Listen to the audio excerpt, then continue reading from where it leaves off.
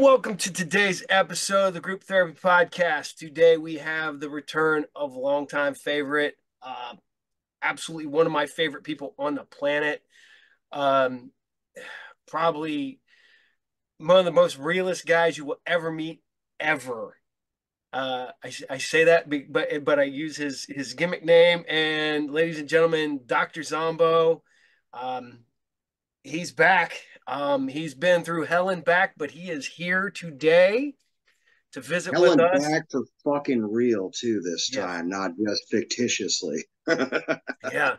And the fuck you been, Polly? uh, I've been balls to the wall every moment, every day, dealing with some shit here, and I kind of I had a couple weeks where I felt like and this will get to you too here on this one. Um, I had literally an absolutely great day. Just and it was literally just me and my wife driving to Michigan, turning around, driving back. We went up there, we hit the dispensary, we came back. And we just Beautiful. talked, chatted, and we goofed off and we got stuff out in the open because, nothing like traveling to just get that shit out in the open. I let stuff go from my past, the whole 9 yards. And it was all to go up and get weed. And and and then like 2 days later, some shit hit. Um, I just went through a bad phase where it was bad mental health days, and it felt like life had kind of went, okay, you got one good day, now we're gonna kick your feet out from underneath you for the next couple weeks. Absolutely. And I kind of came back from it, and it was one of the ones where I realized it wasn't that bad, but it was just a lot of little shit. Um, because I go back in June, we had our convention, which took a lot out of me. I put a lot into it. I put a lot of effort into it. But literally just days before I was supposed to have my convention, just days before my 50th birthday, I got a text from a buddy on the 4th of June. And I'm sitting there on the 5th or on the 6th, and I'm going through, there's his obituary. And I'm like, the fuck just happened? And so I start reaching out to some people, and they're like, "What?" And he died the next day. He texted me on the 4th, and he died on the 5th. And we had just started getting, we'd kind of drifted apart, stuff like that. We just started talking and wanting to hang out and stuff like that. And that hit me hard because I was like, God damn, we just, you know, and You just stopped. yeah. And he had a stress, had been stressed, had stressed out real bad, and I guess he'd had a heart attack. This is what was told me recently. Not 100% because I haven't talked to his wife, but and it was like from what I knew, stress-induced heart attack. And I'm like, I'm so stressed out. Then because of that, then I found out this, and then I was like, that's what's gonna kill me is the stress-induced heart attack. And then that started eating at my brain. That oh shit, this is gonna hit me hard. And Tina, my great Yeah. wife, my awesome kids, and especially my son Vince. Um, Vince will never know in a million years. He's just turned 14. He has autism. He's more about an 8-year old, mentally. Um, but that kid keeps me sane. He's me and him are together constantly. He we just give each other shit. Literally, I had one of my proudest dad moments last Sunday. He has two bands that he loves. I mean, he's got other bands he likes, but he loves the band Fu Manchu and he likes the band Clutch. I used to work with two of the guys from Fu Manchu Fuck yeah. down in Phoenix, Arizona. We were fucking telemarketers together. I'm not even joking. Yeah, I can't remember their names. One of them was tall, lanky guy with long blonde hair and glasses, real thick Yeah. glasses. Let's see. And the other one was short. I can't even remember their names, but yeah, I used to work with two of I just got the album. Um, but he discovered these on his own. He discovered Fu Manchu on his own. Nice. and they're touring together with Clutch. And And you love Clutch. yeah, and I love Clutch. I love Fu Manchu. Yeah. I like Clutch. And we got tickets. I didn't tell him. And we're like, oh, we're going on a road trip, bud. We packed him, took him 2 hours over to Fort Wayne, Indiana. And we got food and we pulled up right as the bands were starting to play. And it was an outside venue. And his eyes got really big. He's like, I'm like, who's that, bud? And he goes, that's Fu Manchu. And I'm like, yeah, it is.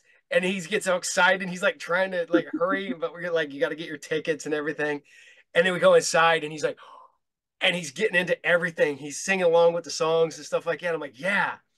And then we're like, then between the sets came and they took down the thing, and then the big Clutch banner comes down, and I go, what does that say, bud? And he goes, that says Clutch. And I was like, you ready for Clutch? He goes, no.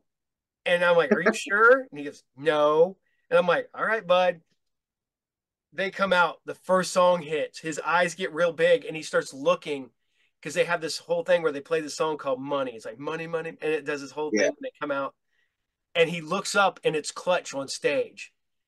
And you can see his little brain was not ready to comprehend that the band he'd been listening to, the band he had seen videos for, everything is now right in front of him. And this kid had a blast. He sung all the songs. He's just cheering and everything else like that. And I'm like, yeah, that's what being that hit me It, so. it's Yeah. an amazing moment. It kind of reminds me of back in the day. I took my kid. He had to be like, God, how old was he? I think he was like 10, maybe 11. And I took him to go see the Cramps, uh, like about a year before Lux died. And Mm-hmm. I'd already seen him a couple of times. And, I pulled him right up front. You know, he had heard stories about me and Lux having a spit fight back and forth when I went and saw him a long time ago. And it wasn't really a fight. It was like this mutual, like, understanding type Yeah. thing. But of course, Lux spits out in the audience, Vicious spits back. They pinpoint each other and start spitting back and forth. And like, he just had a blast. And it was cool that he got to see the Cramps because there's a lot of adults that never had a chance to see him. So, like, No. and then Lux died a year later. And it was like kind of this crowning moment, where it's like something that I grew up with that I liked, that I'd seen he got to see before it was too late. So Yeah. it's like I know that experience, that like Oh. light of that wonderment. Oh yeah. It was cool because a few years back, I'm real close to my son Joe. Joe just turned 25, and he works for me. Me and him are together, like me and Vince. We're always together.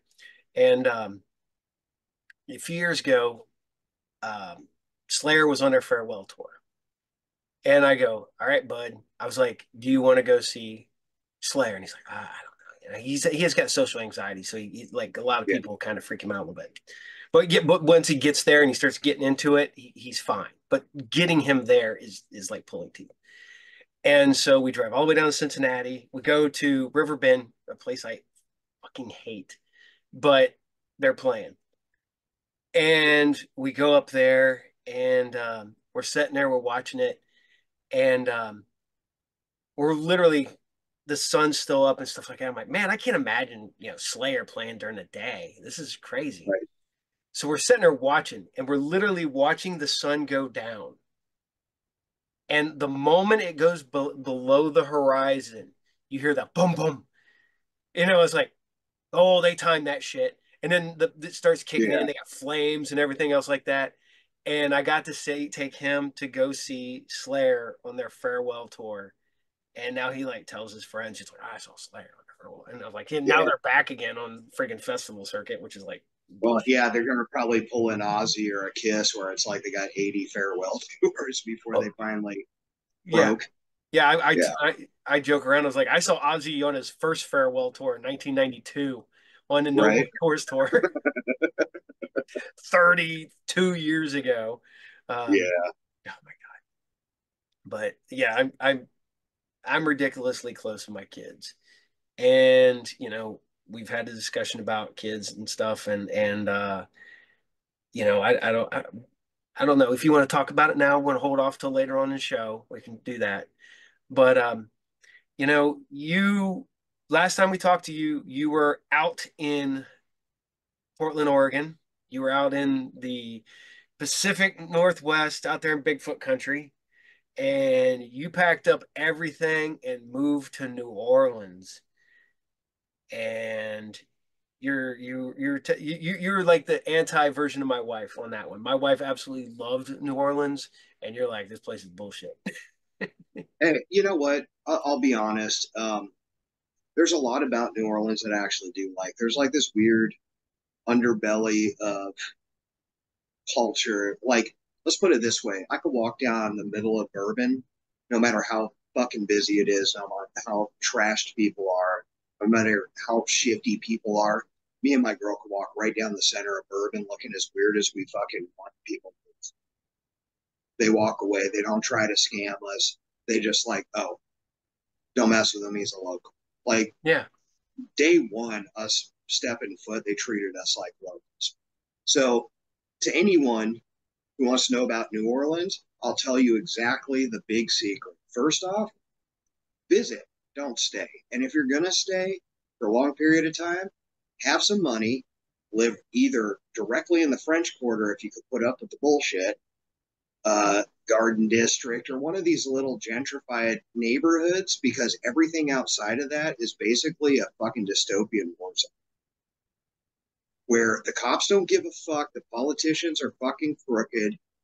Everybody and their fucking mother, you go into a fucking any store, any fast food joint, they don't give a fuck about doing their job. They don't give a fuck about serving you. They don't care if you like you're the problem for some reason. And that's if you even get served anywhere because they're just fucking being lazy, I guess. I don't like the place is so downtrodden and beaten down that like generation after generation knowing that nobody's there for you uh plays a toll.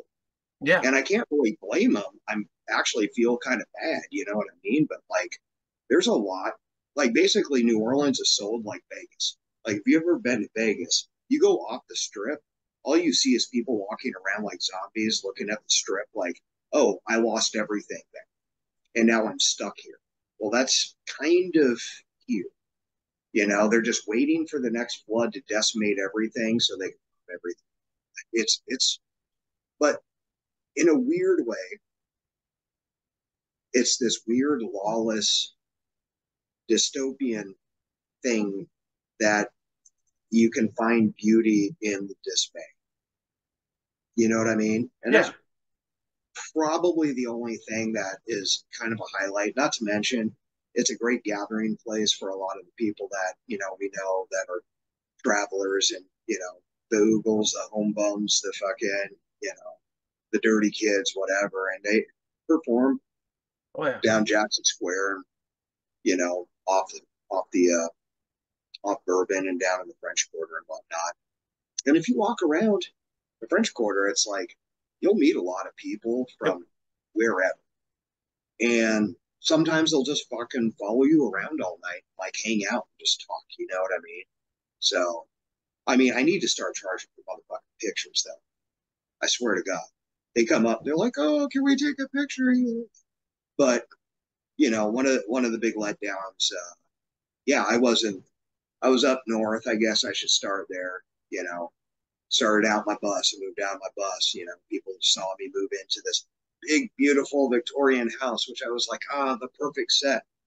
And then, as you were talking about earlier, we get these moments of mental anguish or instability where we don't understand what's going on with ourselves. And mine is I was falling in love with somebody that I'm currently now with. I'm very, very proud and grateful to be with. My girl Lizzie. And I I guess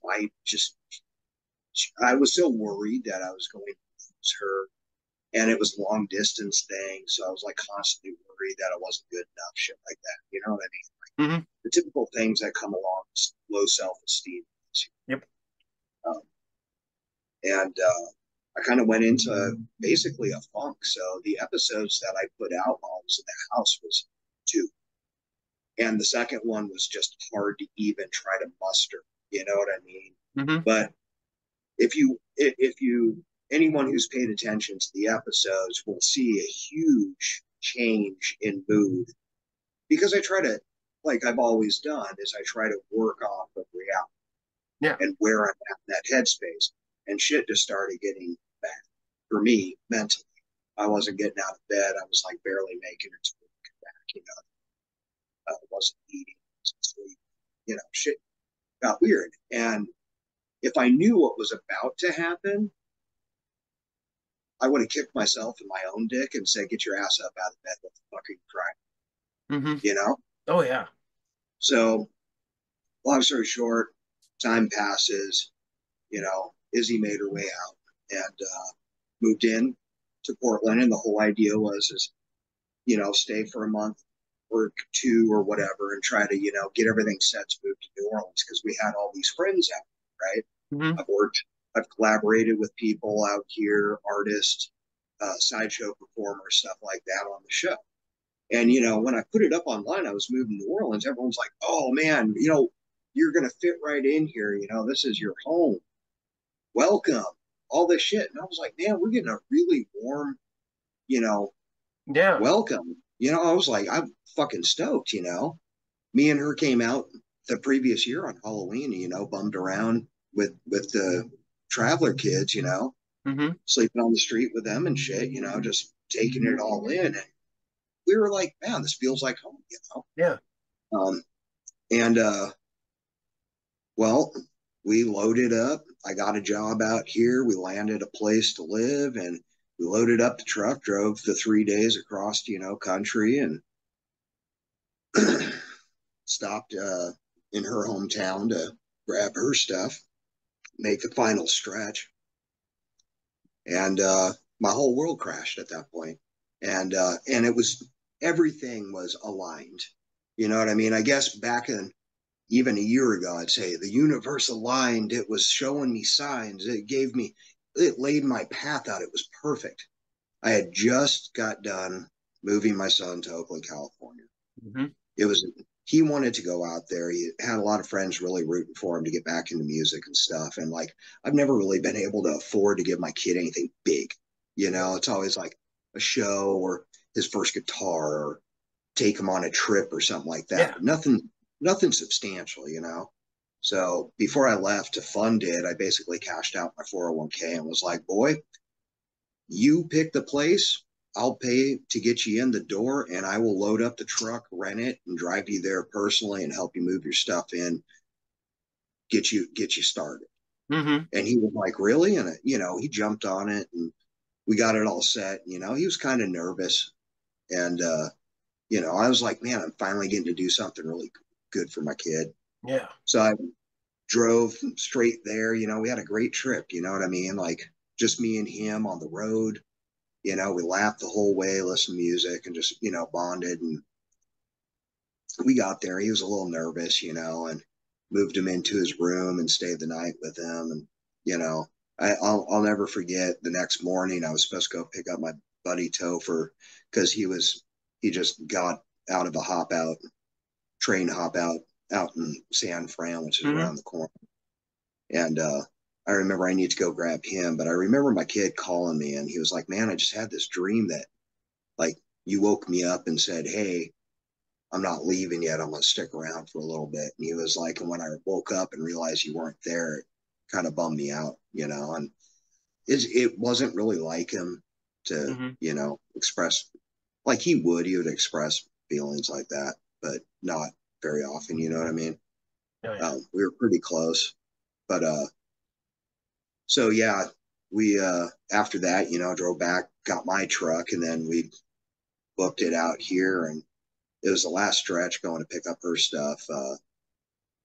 We were eating dinner, having a great night, watching a movie, and I looked at my phone, and there was a message on it, and I listened to it, and at first I was like, "Man, did I get a fucking speeding ticket or some shit?" Flying through states, Yeah. because like that's a real thing. Yeah. Yeah. Yeah. Yeah. And it said, I forgot the guy's name, but when he said coroner's office, Oakland coroner's office, I mean, it hadn't even been a month he was out there, you know what I mean? And I was just like, I already knew. And I called him up and yeah, he was like, I'm sorry to inform you, but your son is dead. And I hardly remember what he said after that, except he committed suicide. We're doing a investigation or whatever. And that was that broke me, you know what I mean? But Yeah.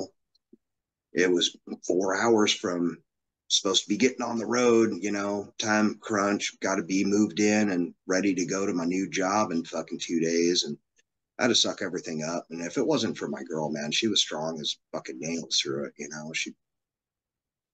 She comforted me and she let me fucking, like, I didn't really have time to mourn, you know, Yeah. because immediately it was go to work for 1 week. I'm at work.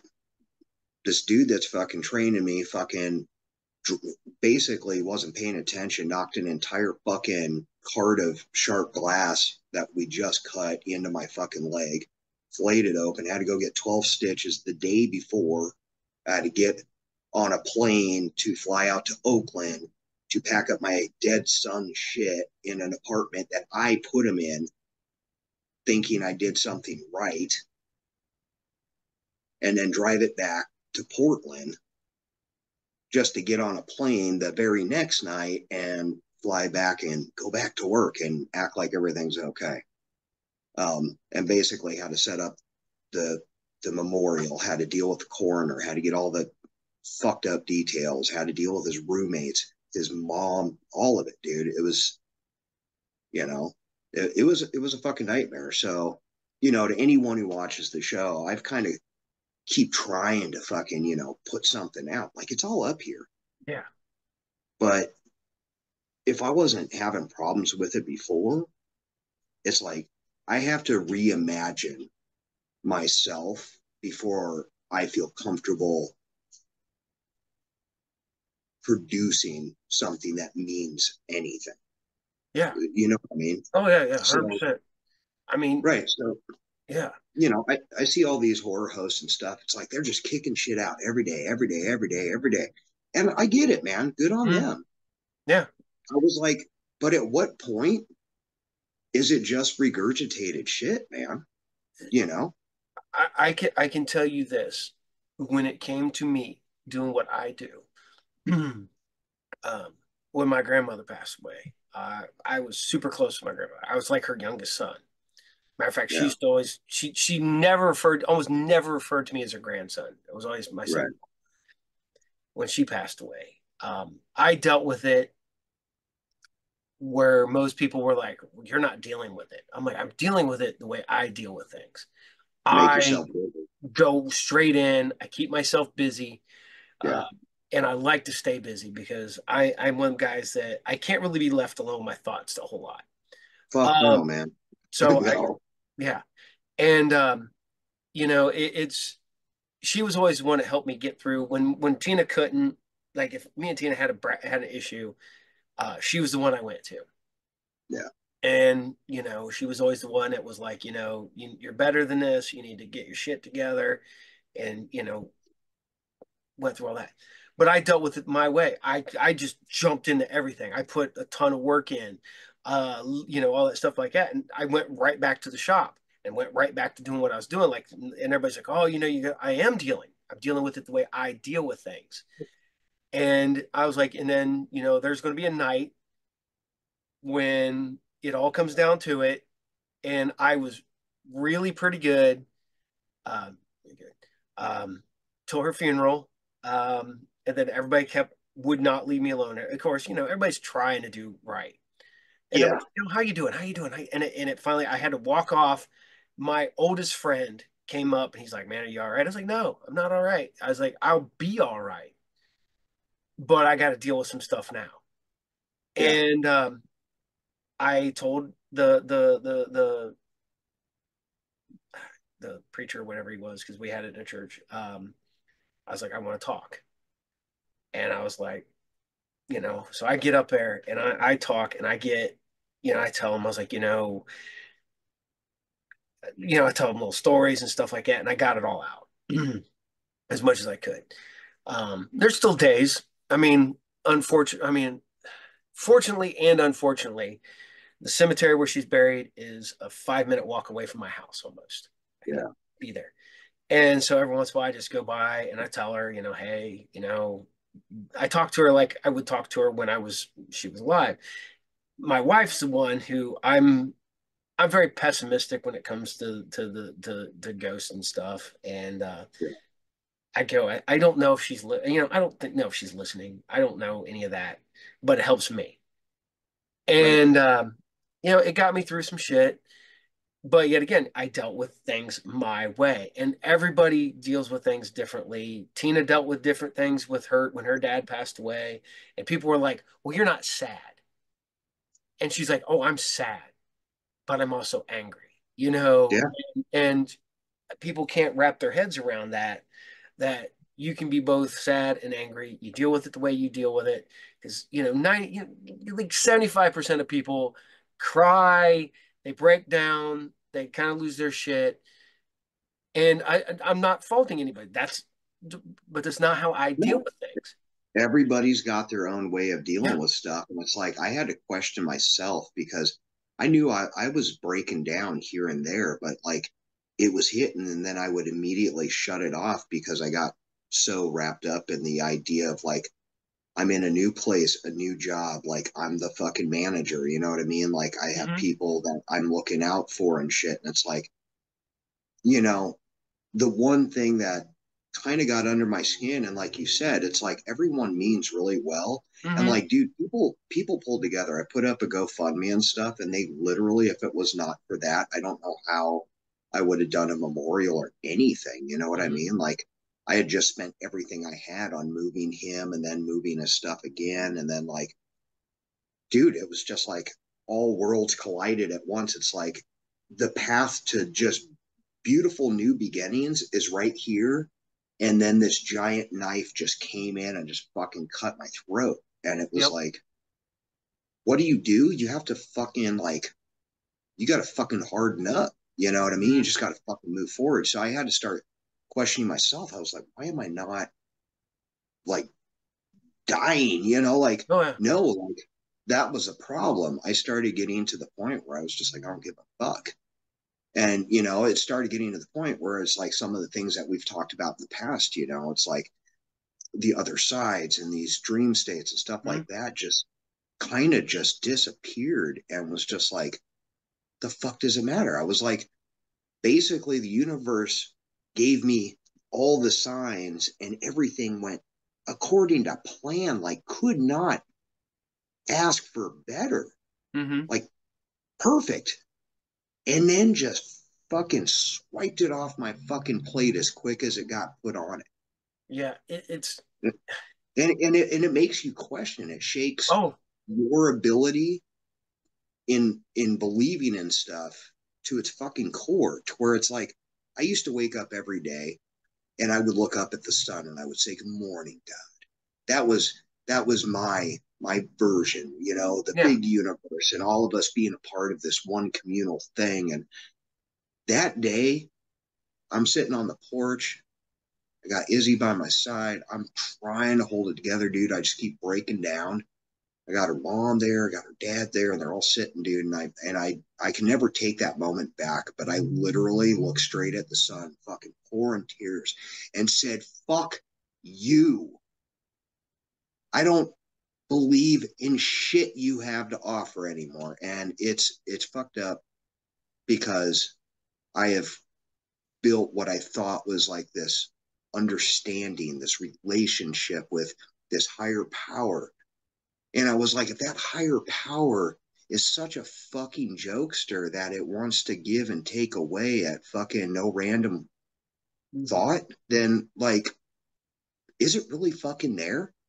Are Yeah. we on our own? Because if we are, it sure as fuck feels like it when shit like that happens, Oh yeah. you know?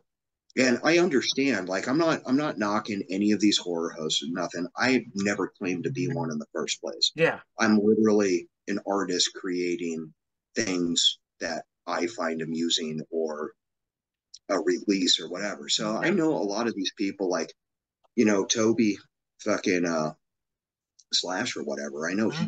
he deals with a lot of stuff, and he does the same thing that we do, is keep pumping out.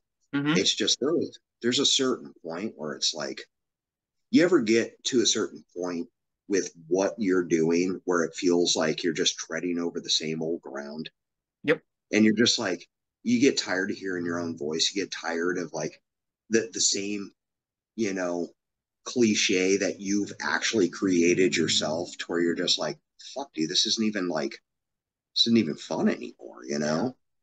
And that's the thing. Dr. Zombo is me. Yeah. It's a part of me. You know what I mean? Hmm. And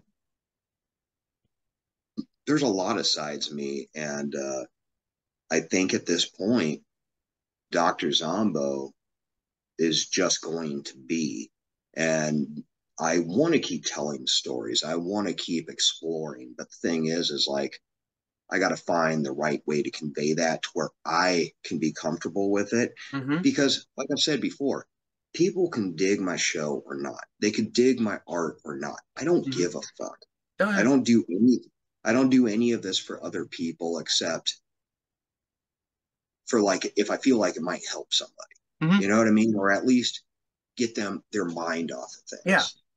So I'm I'm I'm making my way around. You know what I mean? Like, I've got a good plan. I've got a script written out for the next couple episodes. Bunch of new characters that are going to be introduced, and I'll little hint, but most of the characters, unfortunately, New Orleans, since most of you are so busy and so high up in the artist community and don't have any time for us little people in top hats. um I'm going to go to fucking real people that actually perform every day and are open as fuck. You know who they are? They're the homeless motherfuckers that are sitting on the fucking street entertaining your ass while you're too busy fucking setting up. They're actually just going out and fucking doing it because they don't need any backing. They Nope. don't need any permission. And they sure as fuck don't need to suck anybody's dick to be a part of the fucking scene. They are the scene. Yep. So I'm going to go where my people are, and they're the real honest to God fucking junkies, drunks, and fucking weirdos that I've been fucking backing my entire life on all my shows. So fuck the clicks. Everybody could have their little fancy shit. I'll tell you right now, you can't get any more real than a motherfucker that jumps trains and sleeps under bridges and huffs fucking paint. Okay? You get psychotic, you get real, you get love, you get fucking madness, and you get fucking heartfelt. And honestly, some of the best musicians I've seen just get together, and it's just there. You just jump in and you go. So, Oh yeah. with that being said, that's what's coming. And I feel more comfortable with that than chasing around people that literally were so happy to see us come until we got here. And then it was dead fucking air. Yeah. Oh yeah. Ye- Or that or you have to pay to go see them, and it's not like you're actually going to talk to them. They're no. busy doing their thing. So, like, I'm sorry, I'm fucking broke. I'm balls broke. Like, Oh dude, I yeah. came out here. I make a good wage. Unfortunately, I got lied to about how that wage was going to be presented, and now I really don't have a choice until whatever. Yeah. Anyway, here we are once again. Yeah. It's you know I'm not. I believe that we've had this discussion about the universe and higher powers and stuff, and I do feel like, and I've felt like this since I was since I was a kid, like Yeah, junior high. I always believe that, and Tina's the one who's always like, no, no, no. She's the optimist, always optimistic, and she is, and she's 100% right to be, because that woman is dedicated. She is doing exactly what she wanted to do with her life now, and then there's me. Yeah, I'm doing what I want to do with my life, but I always feel like I'm waiting for the other shoe to drop. Always. And I will, and she's like, well, you gotta stop being that way. I'm like, but it always does, it's you know? natural. and you know, it's something bad almost always seems to happen. And I'm probably reading too much into it with my you know crazy brain that I have. But you know, and I've told people this, and some people are like, ah, okay. I can literally say that woman you met earlier before we started recording, my wife Mhm. Tina, I can honestly say she is the only reason I am still on this planet. 100%. Precisely, man. She got me through the worst. I was, you know, I was never an addict. I was an alcoholic. My drug of choice was alcohol. Same. Um, I was never sober. I didn't care, and she kept me alive through all the bullshit, through you know me being a horrible boyfriend, being a bad husband. I never like beat or nothing like that or nothing. I was never abusive. I you know probably I can't say I was not abusive. I did shit that was not what a husband should be doing. And boyfriend, you know, I was a egotistical, arrogant, asshole, alcoholic womanizer, and that's what I was. And Yeah. that's what I never wanted to be, and that's exactly what I became. I tried my hardest, and I thought, okay, this is my destiny. This is what I'm supposed to do. It's meant to be. And she's Yeah, like, well, when you're fucked up, I mean, at yeah, that point, you start making excuses for yourself. And I was yep, like, I was the same fucking way, man. It's like, even with all this, you know, my sober streak, I was mm-hmm, going on 9 years. First time I had a fucking drink, I didn't even think about it. It was a day before my kid's memorial. I was in a hotel room the night before, stressing the fuck out. My dad came at like the last minute, but he's on like a breathing machine, heart monitor, all this shit. And it's like, I love him. And it was just seeing him degrade right next to me mm-hmm, while I'm like trying to like process what the fuck I'm supposed to be doing. Cause like I had to deal with caterers, I had to deal with the fucking venue, I had to deal with all of it, all of it, like every square inch of it. And it was like, and people wanted to help, but it's like there wasn't much they could do except yeah, like, hey, go put flowers over there. Could you pick this up for me? And I went to the store. I didn't even fucking blink an eye. Went straight to the store, bought two fucking tall boys, went back to my room. My dad's like, and I was like, don't say a fucking word. I was like, I have earned every damn right and I don't want to hear anything about it. I mm-hmm, cracked those. I drank those two. Next thing you know, I'm down at the fucking bar at the hotel having a couple more. Next thing you know, I'm going to the bar, meeting up a couple old friends. Fucking, I don't even remember getting back to the fucking hotel. And that happened about three, four more times before I lost my shit in a way that showed me I ain't too far away from myself. So I need to make sure that motherfucker stays locked up oh yeah, because that he's not normal. no, that is one thing is that has scared me in the last couple of years. Um, I've been sober in May. It was 10 years. I haven't had a drop of alcohol in 10 years. I came really close during COVID because I started and had my anxiety started hitting me real bad. I didn't know what I was going to do. I Yeah. was worried I was going to lose everything.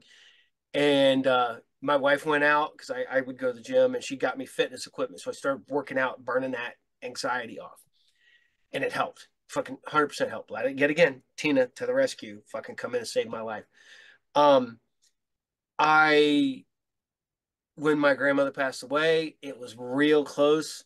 I I could have used a drink. I'm not gonna lie, 100%.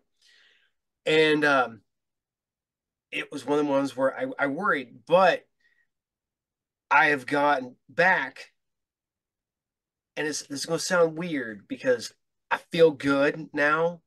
I feel healthy. I'm sober. I'm healthy. I go to the gym. I work out. I take care of myself now, and I always worry because I feel younger. I don't know if that Oh, fucking it makes sense. yeah, gray hair and balding altogether. But I feel younger, but that young me scares me because that young me was not a good guy. Well, And and that's because we associate the feeling of being young with what we were when we were young. yeah, Like I agree. You know what I mean? Like, I'm not drinking now. Like, I basically had 4 slip ups, and I'm not going to justify it. No, But if I ever needed a moment to break, that's the moment. it kind of I'm Yeah. kind of glad it happened, came and went, because it made me realize that there is no act, you know, lightly coming back to them. There is no sipping a beer. Yep. Like, you can't it I didn't have anything to release. Like, I was just like, go, go, go, go, go. And like Hmm. you were saying, if it was not for Izzy being by my side, I would not be here. And I can't even express that enough. I don't want to go into detail, but let's just put it this way. The last time I drank was about to be my last time fucking doing just about anything. And if it wasn't for her and the help of a couple friends that fucking Hmm. jumped in, we would be having this fucking conversation. Yeah. And You know?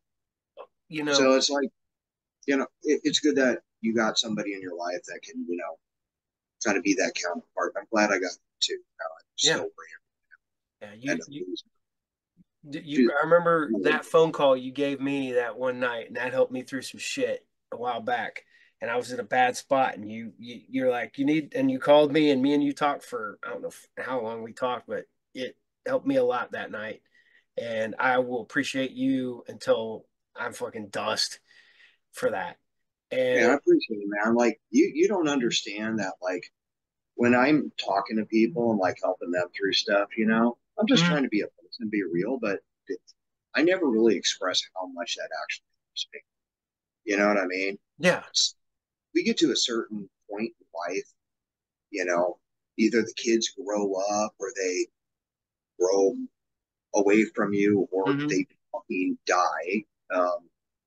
And you come to a point where fucking your relevance is out of yourself.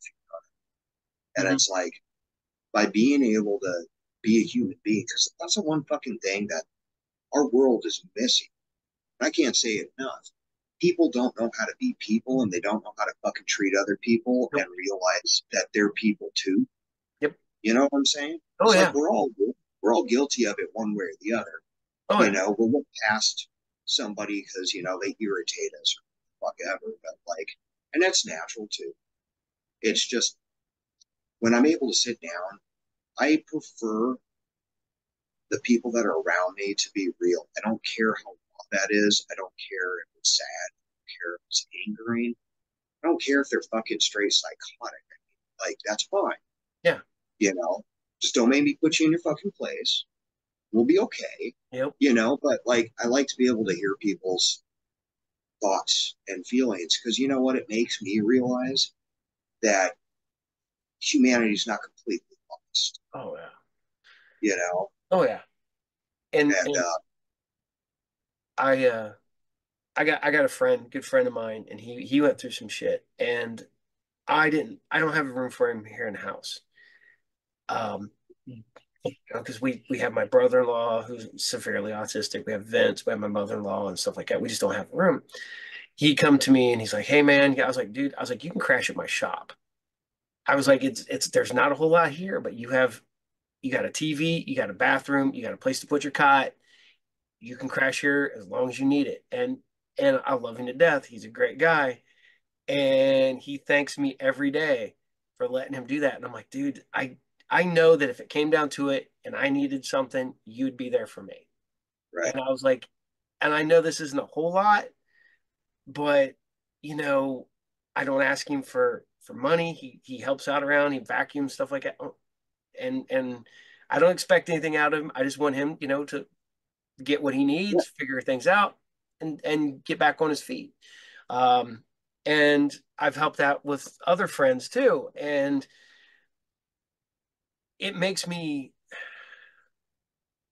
it's cathartic for me to help them because I feel like the help that I'm giving them is help for myself. I guess. it's the truth, man, and that's the way it should feel. Hmm. You know what I mean? It's like the only thing you should be asking of a situation like that is for yourself to be able to see that you give and not expect something in return except to see that person happy. You know what I mean? Oh yeah. It's like we have to. as human beings, for as disgusting of little cockroaches we are crawling on this wonderful surface full of crime, greed, and corruption, uh, it's good to stop for a second and think selflessly, even if it's for a moment, to remind ourselves that not everything has to have a payoff. Not No. everything has to have some big wow. I hear it a lot. When I first started doing the show, for example, you know, I'm a no budget guy. Yep. Always have. I do with what I got and try to make it look the best I can. And that's where heart comes into it, whatever. But the thing is like some of the same people that were like, hey, I want to be a part of the experience, here's a video. It's not like they have to do anything. They're literally getting promoted and I do the work. All they got to do is send me a fucking file. Hmm. Well, it started turning into, well, how much are you going to pay me? And I'm like, is this almost like one of those gags where it's like they give you a service fee even though it was automated? Yep. Is that what's going on? I was like, yeah, you got me all wrong. I'm not trying to profit here. I was like, have you seen how many people follow my YouTube? It's not like I'm getting paid. Yeah. It's like, have you watched the show? I mean, literally, I have been told it's like Rob Zombie on public access. You know what I mean? And Oh yeah. I'm fine with that. I'm fine with that. I know what I'm working with. I'm working with Oh nothing. yeah. You know what I mean? So, fucking. But that's the thing. We've we've all become so fucking greedy. Is it more, more, more? And it's like, dude, I'm just trying to pay the fucking bills. And y'all sitting there with your fucking hands out like somebody owes you something. I Yep. was like, why? Because you got fucking 150 thumbs up on Facebook and a couple kissy poopy face hearts or something. I'm like, what does that even mean? It's like cryptocurrency, except there's no currency. No. So it is You know, exactly like cryptocurrency. There's no. it is. It's literally only worth is whatever you make up in your head. It's like I'm looking at Facebook and I've always not really been too pleased with it, but it's like I just see the same old shit and the same old pointless, meaningless crap. And I'm just like, I keep trying to like keep this idea alive because I know, hey, if anyone wants to see your work, if anyone wants to watch your fucking show, if Hmm. anyone wants to get something out of it, you got to keep throwing little nuggets out. But part of me just wants to say, fuck all y'all, you know? Hmm. Keep the people closest to me, and you all know who it is, including yourself. Yeah. And just say fuck it. But the thing is I met really good people that way too. And it's Yeah. like, I mean, you've noticed as well as I have. I'm sure everyone has. Facebook already sucked, but now I don't know what the hell has happened. But the thing is a cluster. Hmm. Like I'm literally seeing pages of people I don't know and I'm not following, and like I've got more ads than fucking Tubi. You know what I mean? Like Oh yeah. seriously, I can't even get through 5 seconds of scrolling without seeing toilet paper ads or something I just talked about. Oh yeah. Yeah. Dude, okay. On a dim note, but still finding humor. This is no joke. This is how fucked up society is. Okay, when I was looking around for cremation services for my son, and I'm not making light of this, but you have to find humor in Yeah. some things, and this one fucking blew my mind. Okay, he lived in Chinatown, the part of Oakland that was like Yeah. little Chinatown. I'm looking around for local cremation services. I find this one, and clearly it's Asian ran or whatever. Hmm. Okay, it had a pop up that said, "Get the Ming Ding special. Buy two urns, get one free." I was like, I'm not ordering fucking Chinese takeout, dude. Like, I'm literally looking for cremate. What do you mean? Buy two, get one free. Like, I was going to get a fucking fortune cookie at the end. I'm like, I have never seen something so absurd. No, I've seen a lot of absurd shit, Yeah, but like that one, I had to stop, and I had not laughed in so long. I laughed until I was crying because I was like, how in the fuck have we come to this point? Like, remember, back in the day, you got these morticians that look like they're literally fucking dead on arrival. You know what I mean? And we gathered here today to Lord, our dearly beloved. No, and now it's like, get the Ming Ding special. It had the little old school, like, animated fireworks in the corner of the fucking ad and the whole nine. I was like, I did, wait, what the fuck did I click on? And this was a legitimate funeral home. Like, I don't need a fucking cartoon clown blowing a trumpet across. Hey, you want to burn up two motherfuckers at once? You could fucking scoop them all into the same urn and fucking save a buck. Like, I was appalled. Fucking appalled. Like, for real. You know what I'm saying? I had yeah, to throw that out there. But that's where we've come. That is where we're at. that's insane. That's so fucking weird. The two for Like ones. you I had to tell the story, dude. The fucking I mean, seriously, don't ever try to look for cremation in Chinatown and fucking Oakland, because for some fucking reason, if you are mourning, you will get a pop up where they try to sell you egg rolls or some shit. I'm not joking. Like, this is no fucking joke. Like, if I find it, I'm totally going to repost it and be like, don't ever get anything here because they're going to make you feel like shit. It's either that or you're going to die laughing because you're just like, what the fuck did I just see? You Oh, know? that's insane. That's fucking crazy. Yeah, it's a little much, don't you think? Like, dude, I'm like more crying. Oh my god, this fucking gotta do all this shit. I'll get the Bing Ding special. I'm like, dude, I could not have planned that for my show as a joke. Like, dude, I just, I literally just gave myself a great idea for. I have to use that in my show. You definitely got to use it in the show. Yeah, I 100%. have to. I mean, I say that I want to pull from reality, right? Like, Yeah, nobody would believe that I pulled that from reality no. at all. I mean, it's not like anything else my show looks like it was pulled from reality either. But What you do is only I know the secret. you run your entire show and then you find the actual thing and you put it at the very end to There prove you that go. it's I real. probably missed it. Now they probably got like 2-for-1 caskets or something. I don't.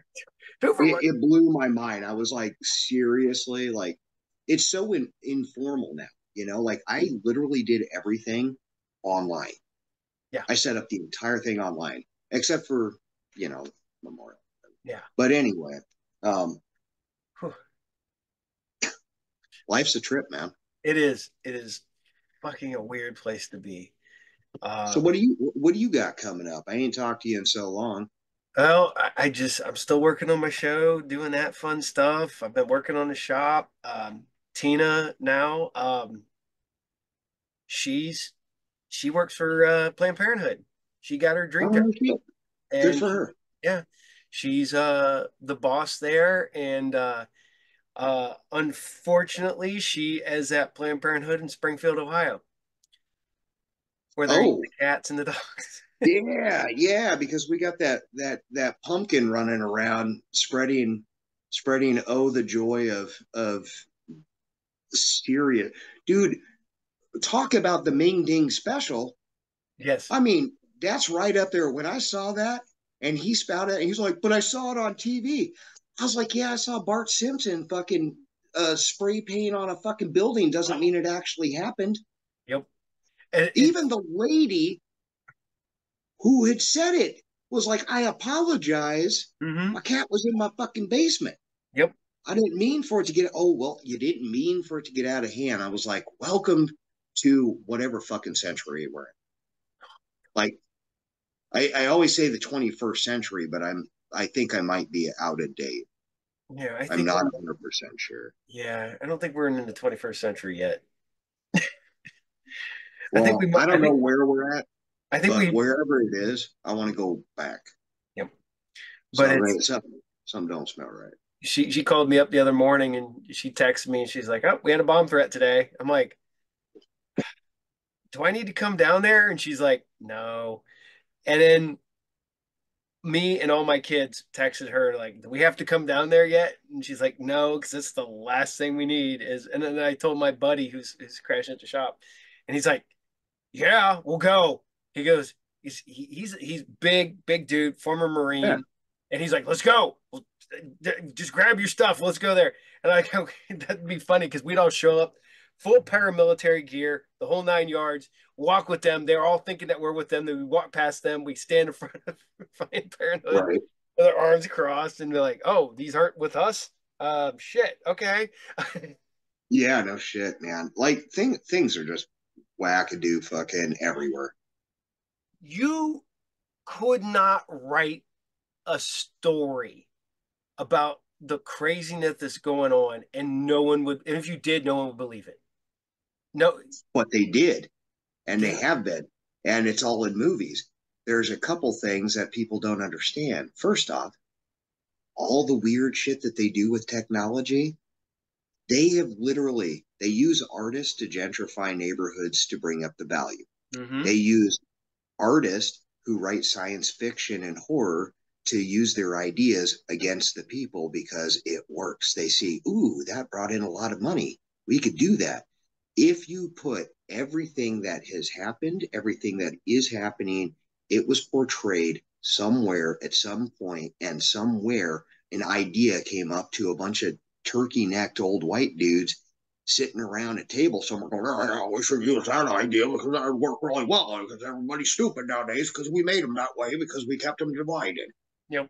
And then you literally have idiocracy on your hands. You've got every science fiction novel that was ever written Mm-hmm. played out right in front of your face. And then the end result, a big giant fuck you to being alive.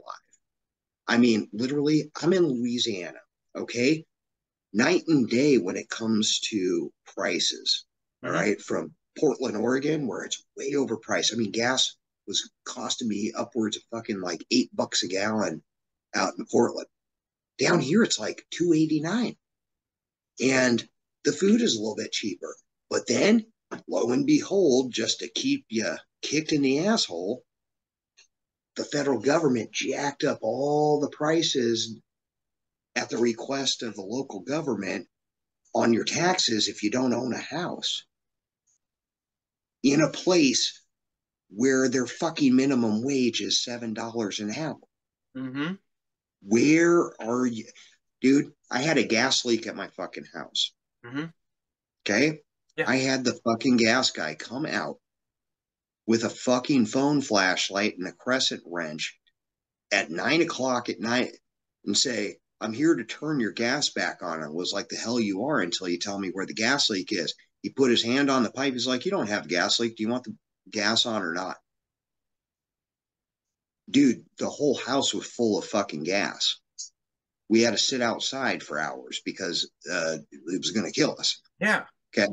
Like this place, everything is gone to shit. And we're just kind of along for the ride in the dystopian menagerie of stupidity and shit like that, eating cats and dogs.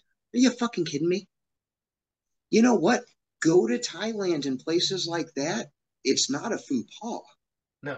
It's literally what's on the fucking menu. Yep. Get over it. Sorry, it's not your fucking McNuggets, pumpkin head. Oh, You know? well, I joke around. Guy I used to work with used to bring these things in at the holiday time, and they were made with like sausage and hamburger or whatever he put in them. And he goes, "Oh, these everybody used to love them." He goes, "Oh yeah." He goes, "But I learned to make these in the Philippines." He goes, "Except for I didn't use sausage and hamburger." And he wouldn't tell anybody what he used to make them with, what he learned how to make them with. And then one day, I go, "Man, what did you learn?" And he goes, "Monkey and dog." And I'm, Yeah. that sounds about right for the Philippines, you know. It's, Right. Well, and that's the thing. You know, think about these other countries, right? They have the corruption, they have the politicians that are mm-hmm. crooked, they have, avid, people trying to kill them. And the one thing that they have that we don't, and we probably never will, because it's not in our culture, it's not in our mentality. They have each other. Mm-hmm. and each other means everything. Like families stick together through hell and high water. Oh yeah. Like one person gets a house, they all Right. communally share that house. Somebody has a baby, everybody takes care of the baby. Mm-hmm. You know what I mean? Oh Everybody yeah. works, everybody does something to pull the whole thing together. When you're old, you don't go to a home, you stay home. Yep. You know what I mean? Oh We yeah. lost that ages ago. Yep. Basically, it's like you're 18, get the fuck out. Yep. It's for me and for me only, and you know, Oh figure it out. well, And my kids, you know, moved out not that long ago, and 27 now, 27 and 25, and I'm my oldest son's 32, and I tell him, I was like, if you ever need it, you come back home. that's the And thing. It's like yeah. being close and taking care of your family and stuff like that is something that like we should have been doing from day one. Because here's where it comes down and really fucks things up. Mm-hmm. Those people have fought together against their tyranny in their countries. They've lost, they've won, they've suffered just numerous amounts of despair that you could just never even imagine. When you see these pictures in time and stuff like that back in the day where it's like a kid on a swing set and there's a fucking bomb going off in the background and that kid's still smiling. Why Mm-hmm. is that? Because they learned to adapt. Could you imagine? You take all this stupidity going on, all this smoke and mirrors, all these dumb commercials, all this self-indulged bullshit, and what do you have? You have a completely divided country that could not stand up to the powers that be because they don't even know what it's like to be unified at home, let No, alone with friends, groups, nothing, neighborhoods. Most people don't even know their fucking neighbors, including myself. I don't, and Right? it's sad. I the worst part about it is that I'm I love the neighbor's dog. I play with that stupid dog every damn day. Yeah, because he ain't fucking talking shit. Nope, definitely. He comes out, he sees me come outside, he gets excited. I'm like, "Where's my buddy at?" And he's like, "Oh," and I go over and Yeah, I play with him. gets all excited. Yeah. Yeah, Um, I got people down the street that are really good people, and it's so funny because Tina told him about me a while back. Last summer, I come pulling around, and I'm pulling around the street to park in front of my house, and this mom comes out, and she's black mom, and she's yelling at her kids, and she goes, "Stop!" And I hit my brakes. And I'm like, "Arr!"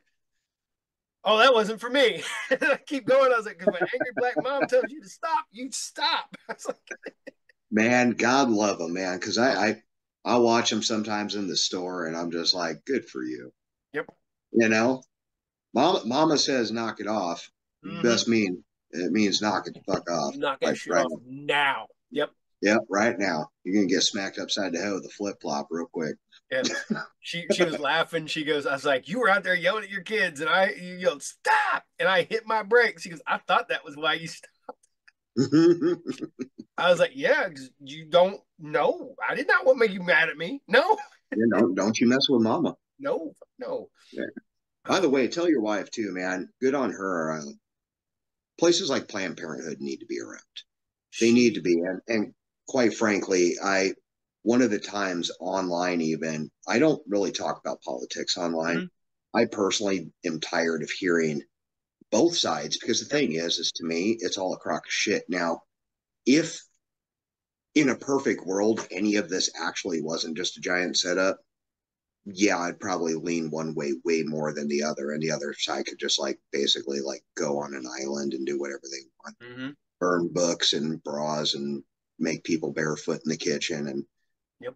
basically baby makers or whatever the fuck they want. Whatever 1950s cocksucker fucking idea that they had, like it didn't work back then. Why is it going No, to work now? You know? they have an idealized version of the 40s and 50s, the post World War II era with the Right. boomers and stuff. And it's not real. It's not. Now, what you saw was so hidden, you know, most men were had a drinking problem. Most, women had mental problems.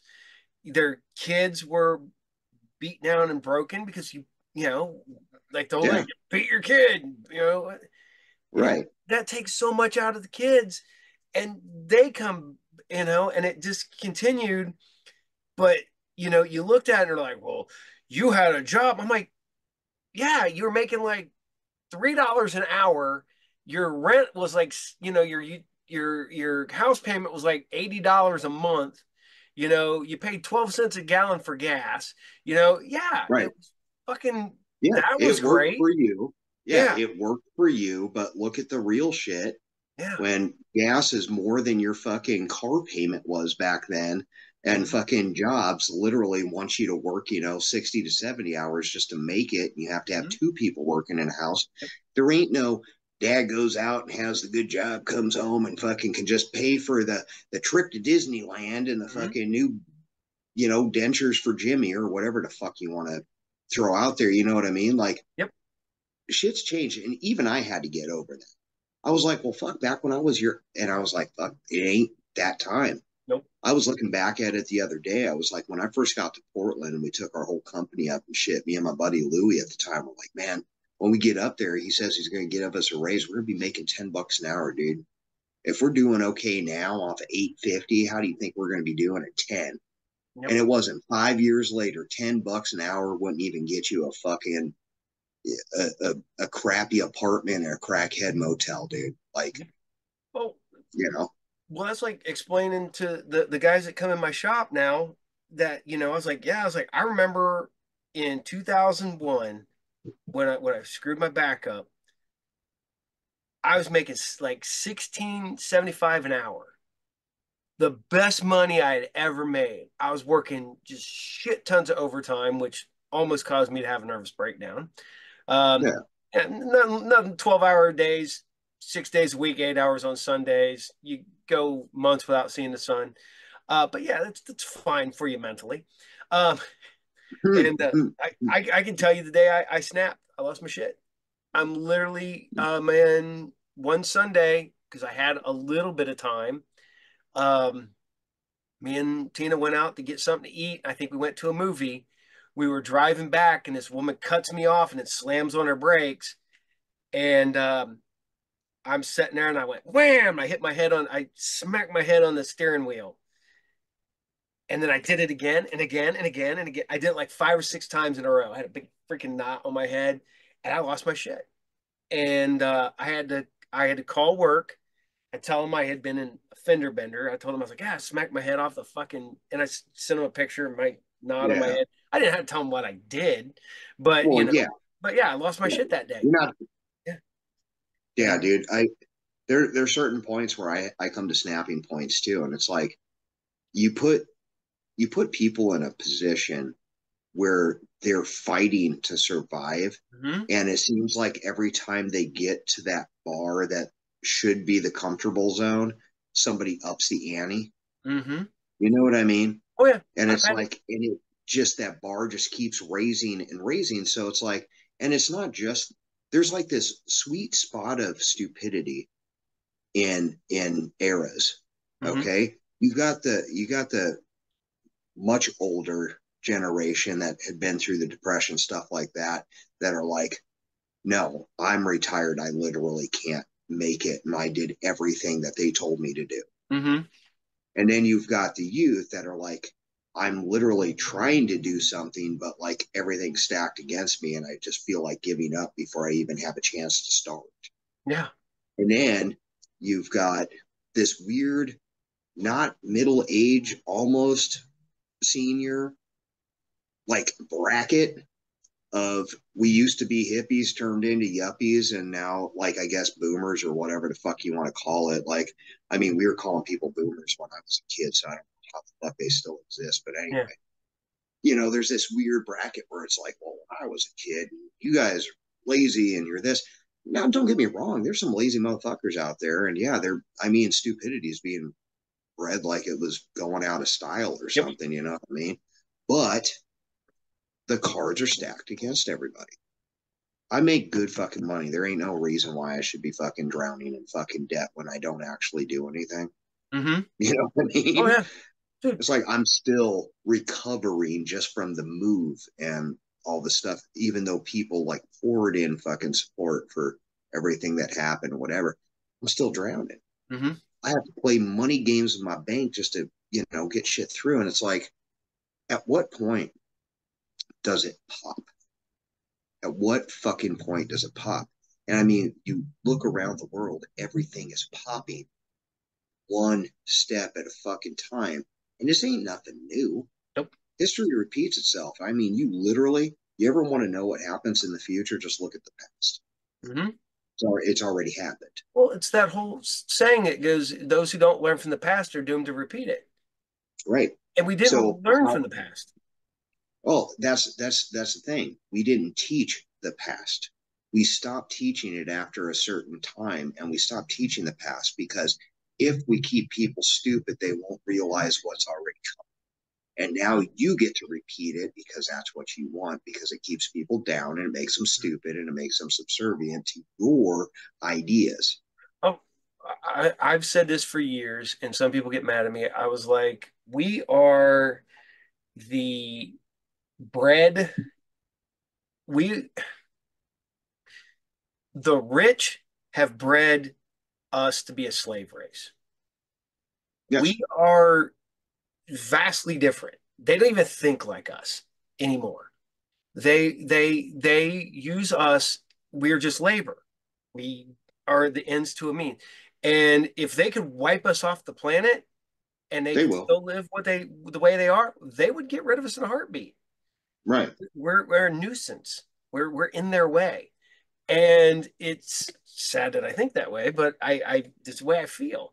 Um, It's not sad to think that way because it's a logical way to look at it. Because mhm, when they're literally sitting there with their nose in the air, looking down at us and just frivolously throwing it in your face on how well they're doing, and half of them are bred into that. And it's like, mhm, well, you can't get mad at me for upbringing. No, I can't. But at the same time, you're also a human being with mhm. supposedly a brain where you can make a difference with the supposed power that you have and change many people's lives just by opening your mouth, but instead you choose to keep us down Mhm. and only look out for yourself because that's the way you were bred to Oh, yeah. be. Well, you talked about earlier. I remember, like I said, about 2001, before I had my injury, I was living the best life I had. Tina was home with the kids. She didn't have to work. I was making good money. We had a good place. I got injured. Suddenly, rent went up, utilities went up. My car insurance went up. Everything went up. But guess what didn't go up? My pay. So suddenly I started being, pretty good to, okay, we were here and it's like, Yeah, okay, separating, it's getting further apart, further apart. And then I was off work for 6 months and had to come back and rebuild from nothing.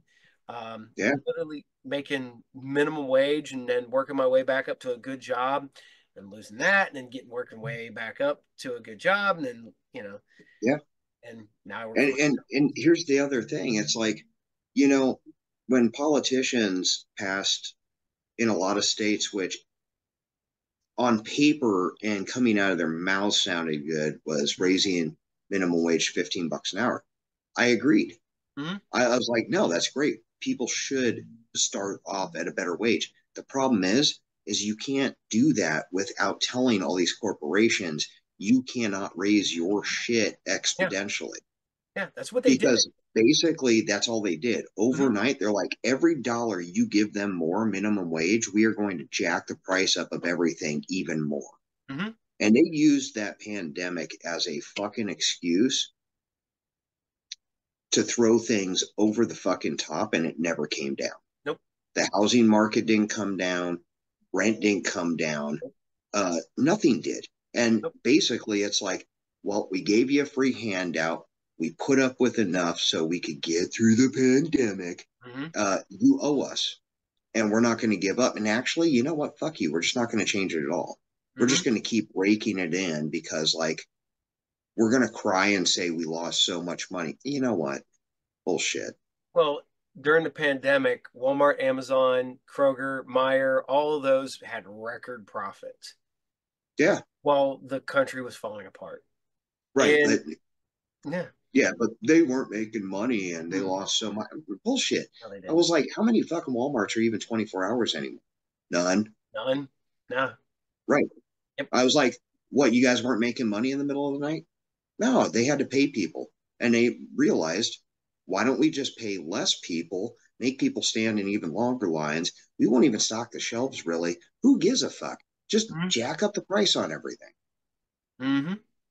And it ain't going back down no matter what they try to say. It's all bullshit. Yep. And it ain't going to. No, that's what sucks about being me is I have to tell people, I will hold off raising prices until I absolutely have to. When there's just no Right. fucking way that I can make any money anymore, so I have to raise prices. And people will still be like, "Why is it so expensive?" I'm like, "Because it went up." Dude, it's gone up a year ago. I've been fighting it every step of the way to make sure it was still cheaper for you guys. So you Right. guys will come in. And I fought every step of the way on some of this stuff.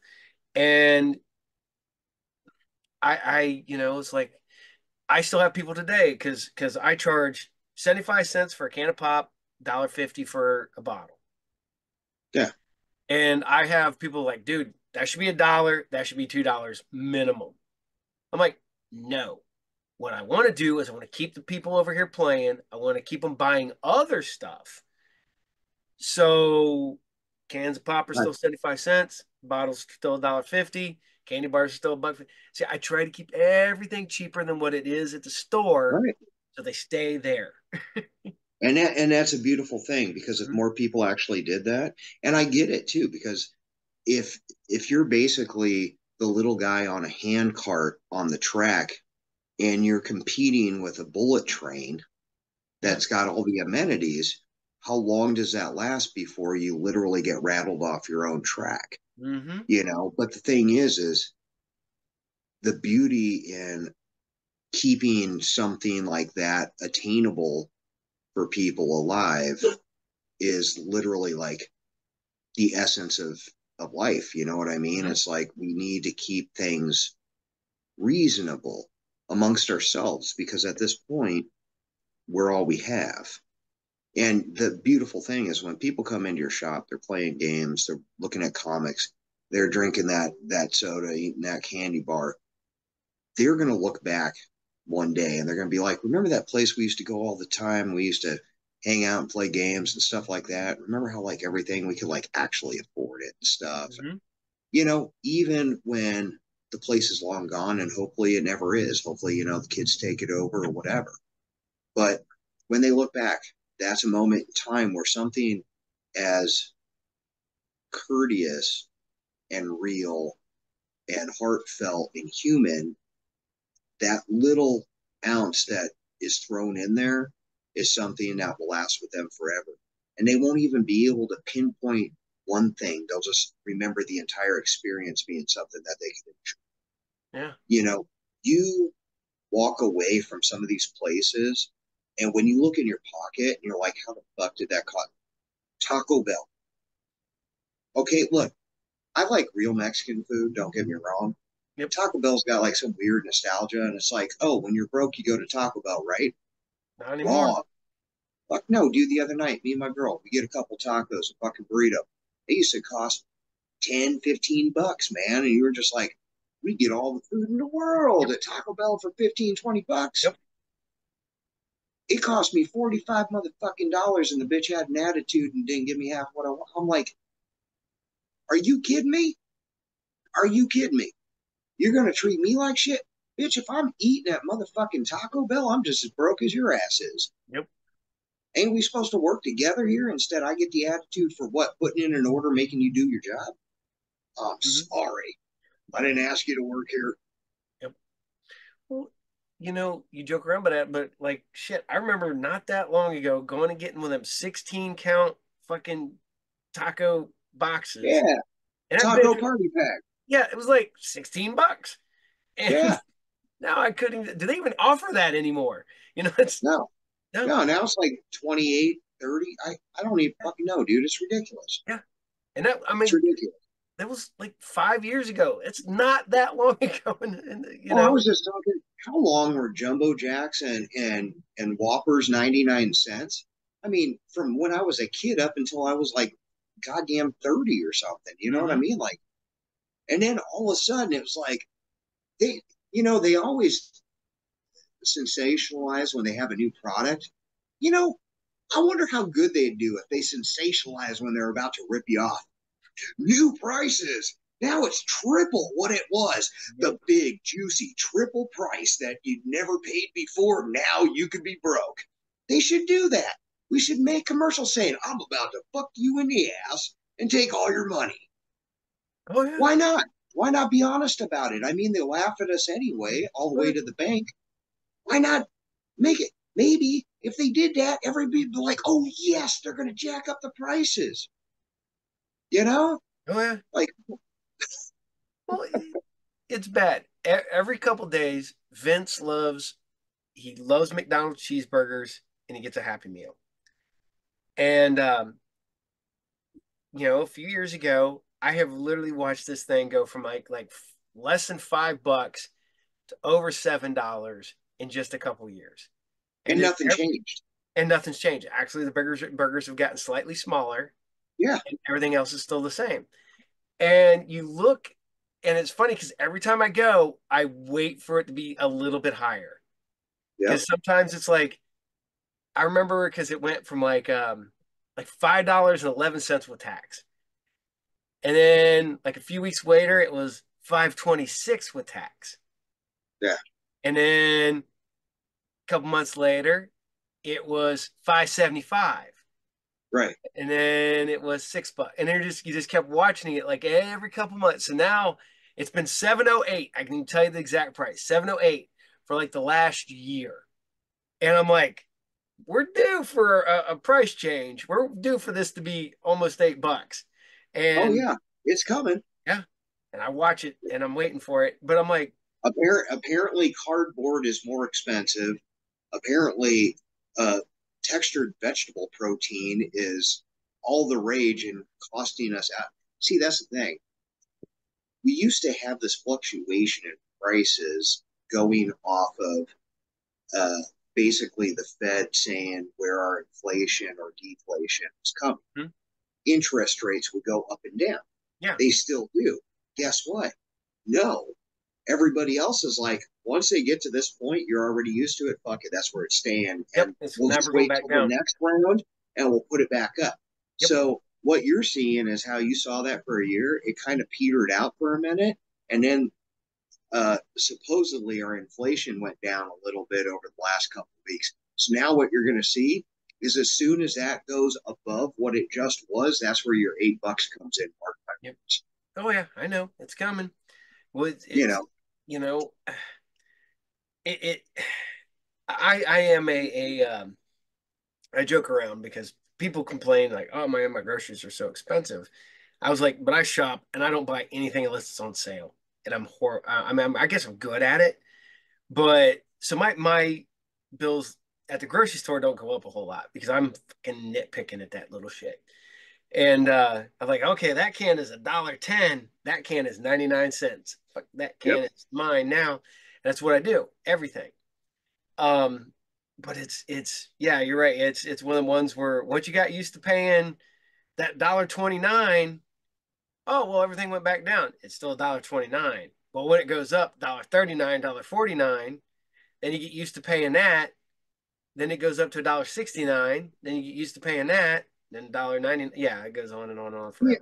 And this is what cracks me up going back to the whole thing of people being divided. Is like there are certain countries where when they just raise the taxes by 5%, They there's a lose their shit. fucking civil war. Yeah, France. What was it, a couple years ago? Yeah. Yeah, So what's our problem? because Convenience, man, convenience. mhm. It's Freedom of speech. you can say Eat you'll do it, but no one will actually do it because if you do anything about it, you're a traitor and this and that and the other, you're dissident and whatever.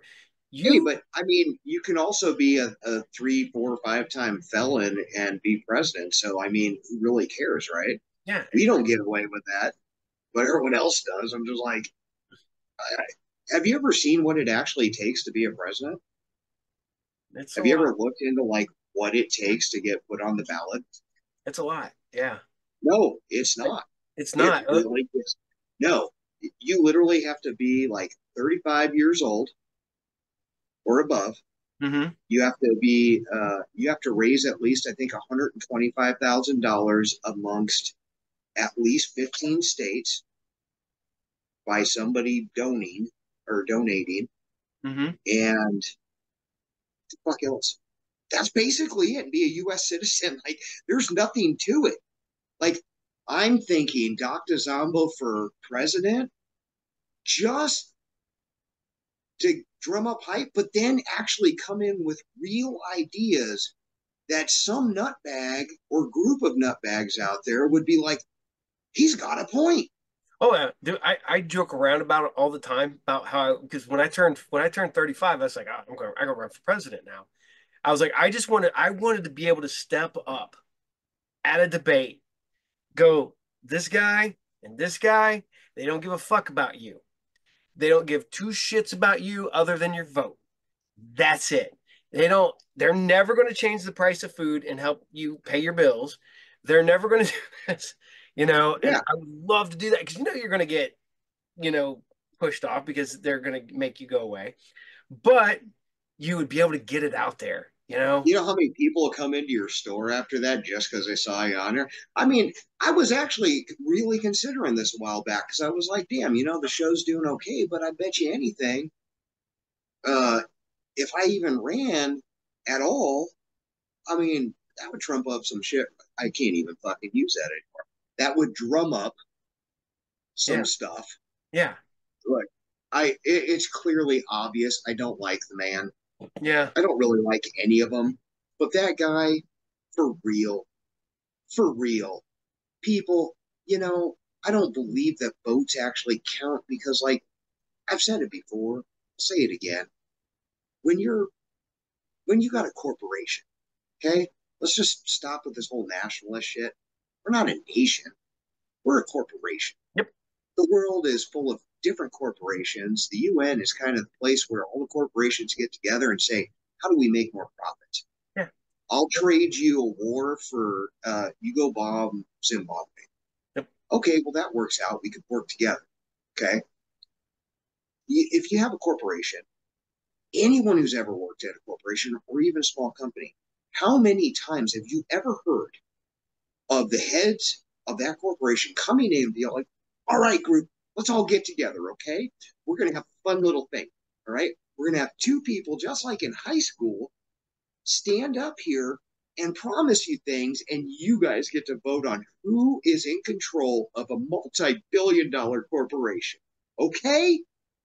If that were the fucking case, do you honestly think any country would make money? No, because one would say, I buy you ice cream. And a bunch of jackoffs would go, fucking, here it is. Mm-hmm. It ain't going to happen. So, but the thing is, when you have a guy who's been followed in the media since day one and has been a glorified slum lord for real, has ripped off every blue collar construction worker that he's ever come in contact with, has a fucking like IQ of a 5-year old, and literally is not a good businessman because he's literally broke, has to sell crappy coins with his face on it to make up for not making money. Like, this guy is his entire life has been wrapped around stepping on the same people that glorify him. Hey, blue collar worker that I don't give a fuck about.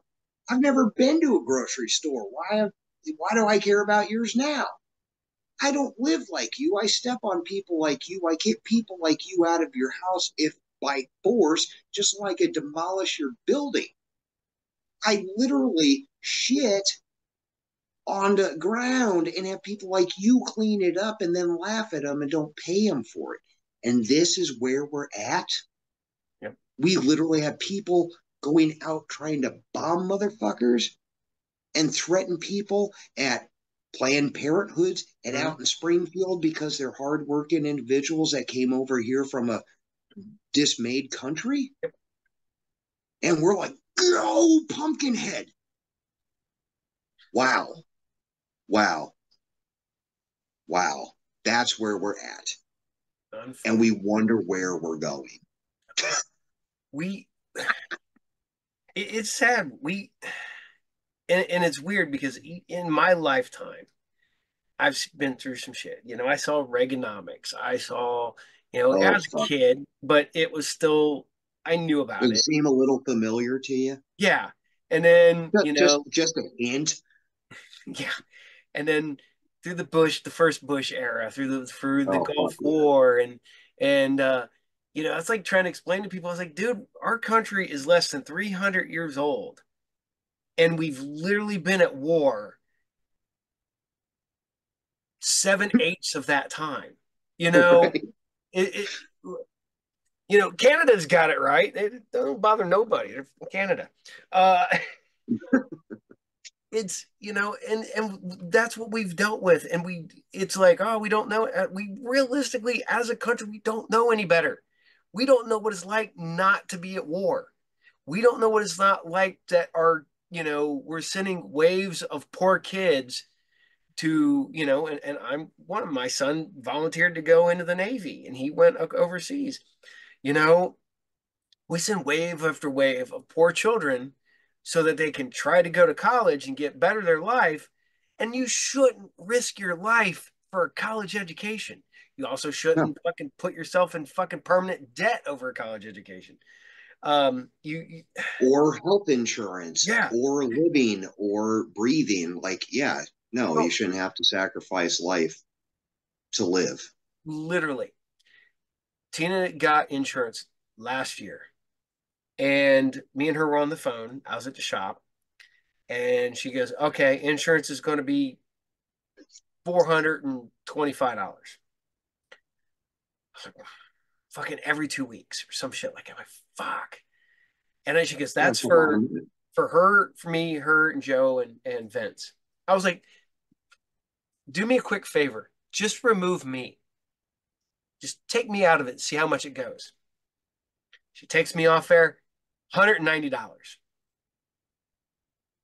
I'm like, easy peasy, take me off. Yeah, Yeah, you know what? I can power through everything. I was like, I'm 50 years old. I can probably tell you over half of my life, I have not had insurance because we couldn't afford it. yeah, And people ask me, like, what do you do? I don't get fucking sick. If I do get sick, I stay my ass at home.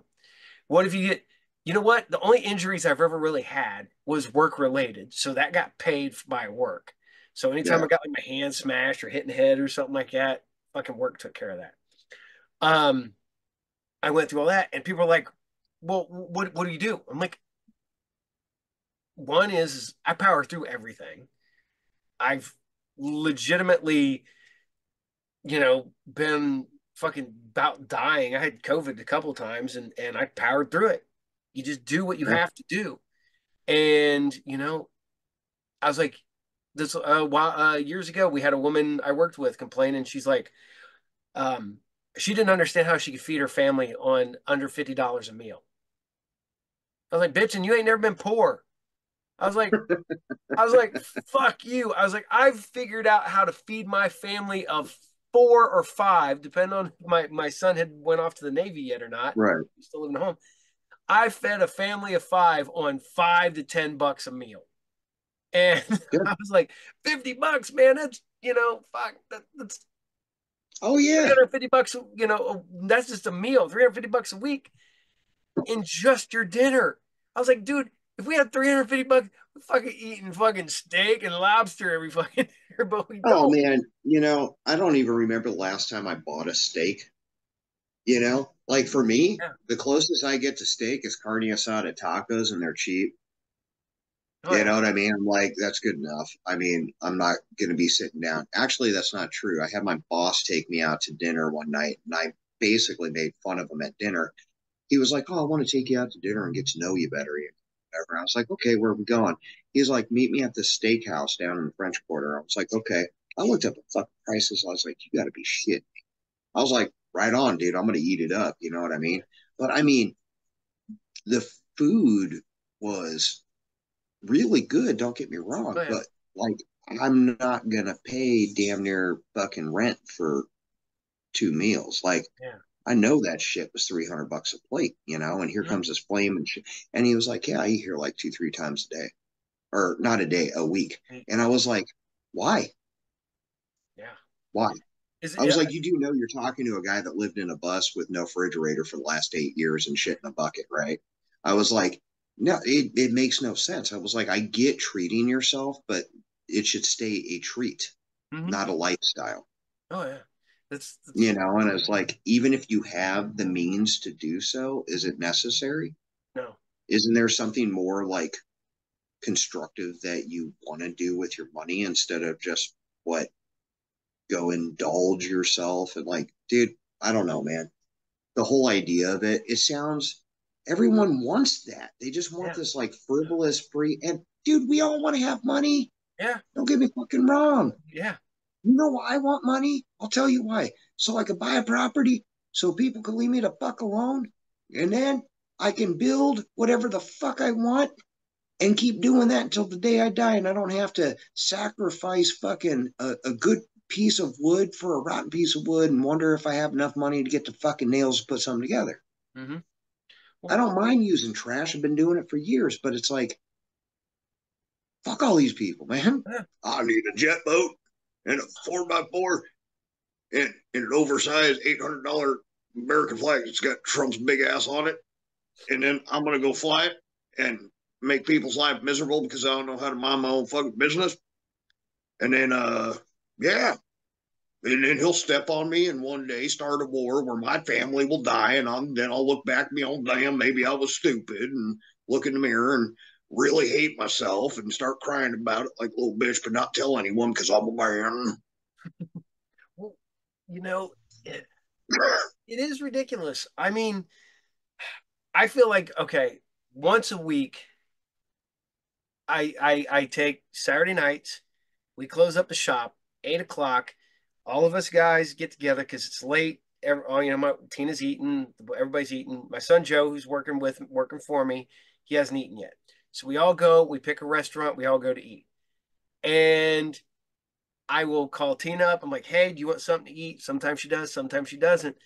But I'm like, splurge. It's like $50 for three Yeah, people. And I'm like, we eat at Applebee's or we eat at fucking Frisch's or we eat at right, fucking we the good nice restaurant and we right. I'm not gonna I think I've been past that restaurant that you were talking about when we went to New Orleans a couple years ago. Is it the big white one on the corner that Yeah, it's on the corner. It's yeah, like I forgot what the fuck it was called. It's like on the like closer to the riverfront yeah, over yeah, by Jackson Square. yep, Big white one on the corner. Yeah, yep, dude. yep, I know exactly what because if I'm not mistaken, I think that's the place that's famous for this goes. I think they're famous because of Banana Foster.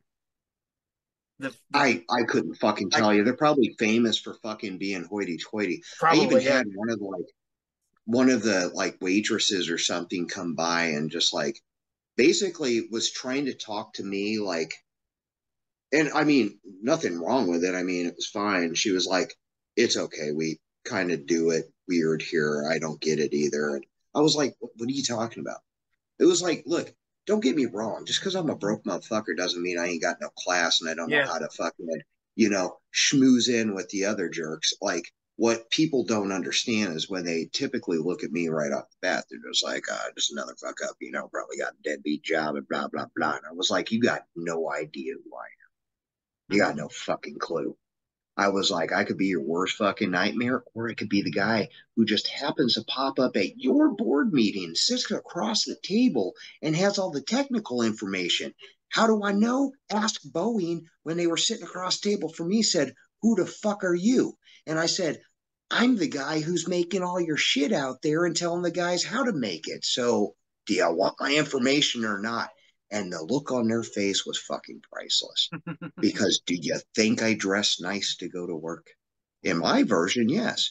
But when I show up with my sunglasses on and my leather jacket and my Gigi Allen shirt, and I'm sitting across from some jackoff in a pair of khaki pants pulled up to his fucking sagging nipples and his little polo shirt and his little brown shoes, and they see me, they literally think I'm a janitor who forgot to clock in for my lunch break. Yep. And when they hear what comes out of my mouth and find out that they're dealing with me, oh my God, priceless. I will tell anyone who's watching this, if you really want to fuck things up, make them right for the employees at a corporation, crawl inside their ass and be you, but be smart about it. If they can't look away because you have the information they need and you actually know what the fuck you're talking about, you just broke their poor widow minds. And they go home and they're like, I can't even trust the cashier behind the fucking register.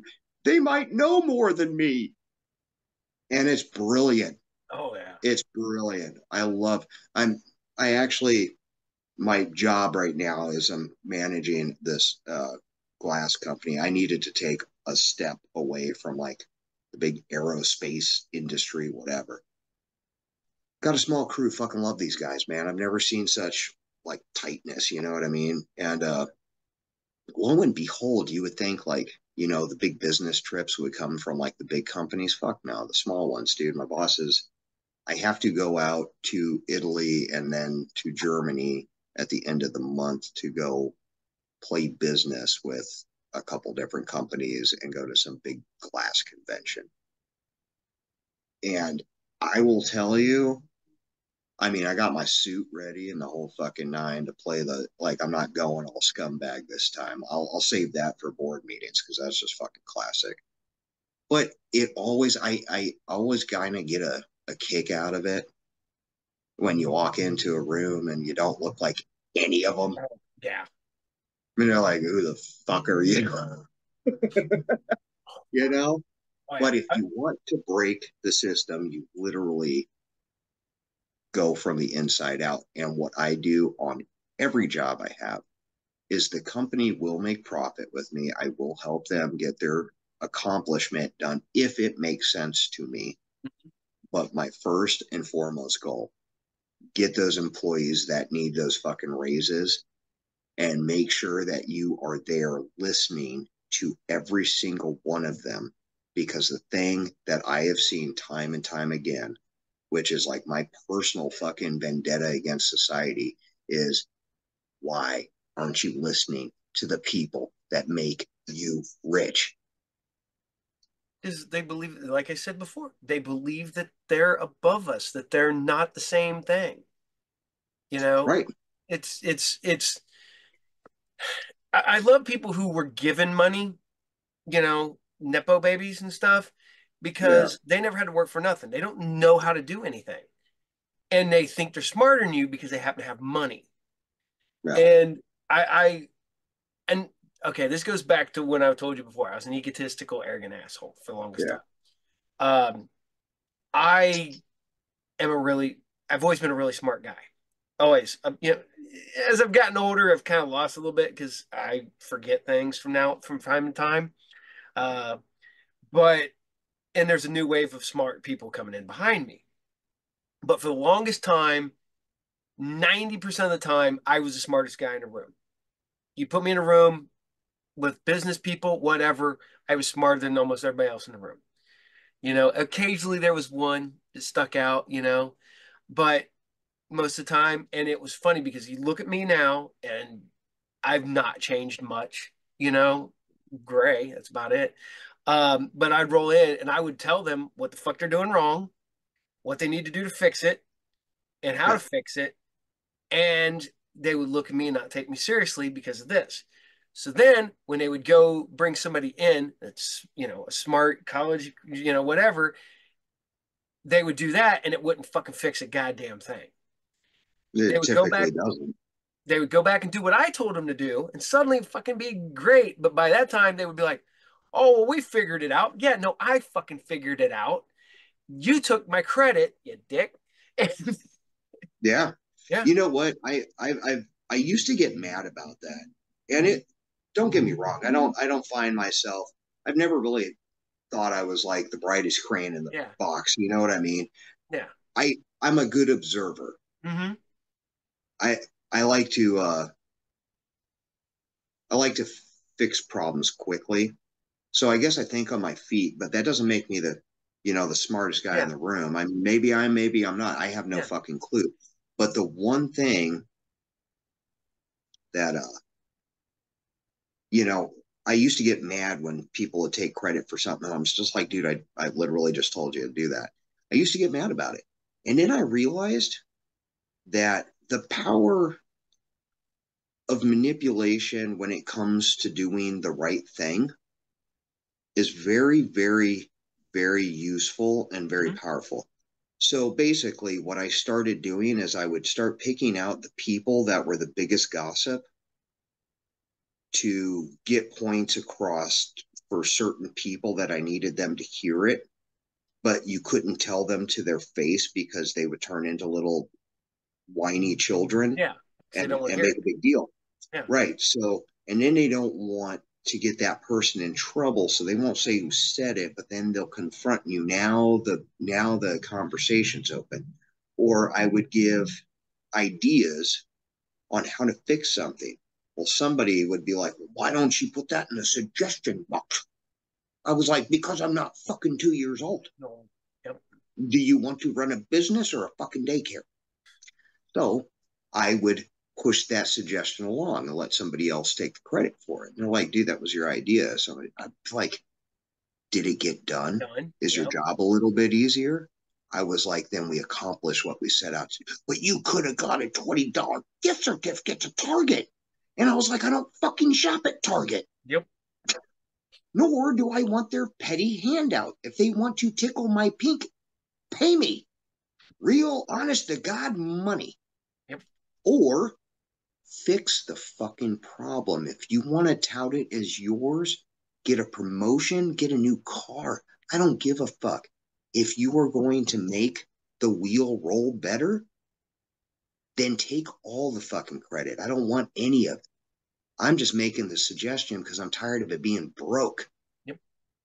You know what I mean? Oh yeah. So even with bosses, it's like, even if I'm in management and stuff, it's like sometimes you have to lay down these little seeds of thought, especially when they're like ADD or like self-indulged or whatever. You have to lay down these little seeds, let them ferment, and then once they start to grow, they never grow with your face on it.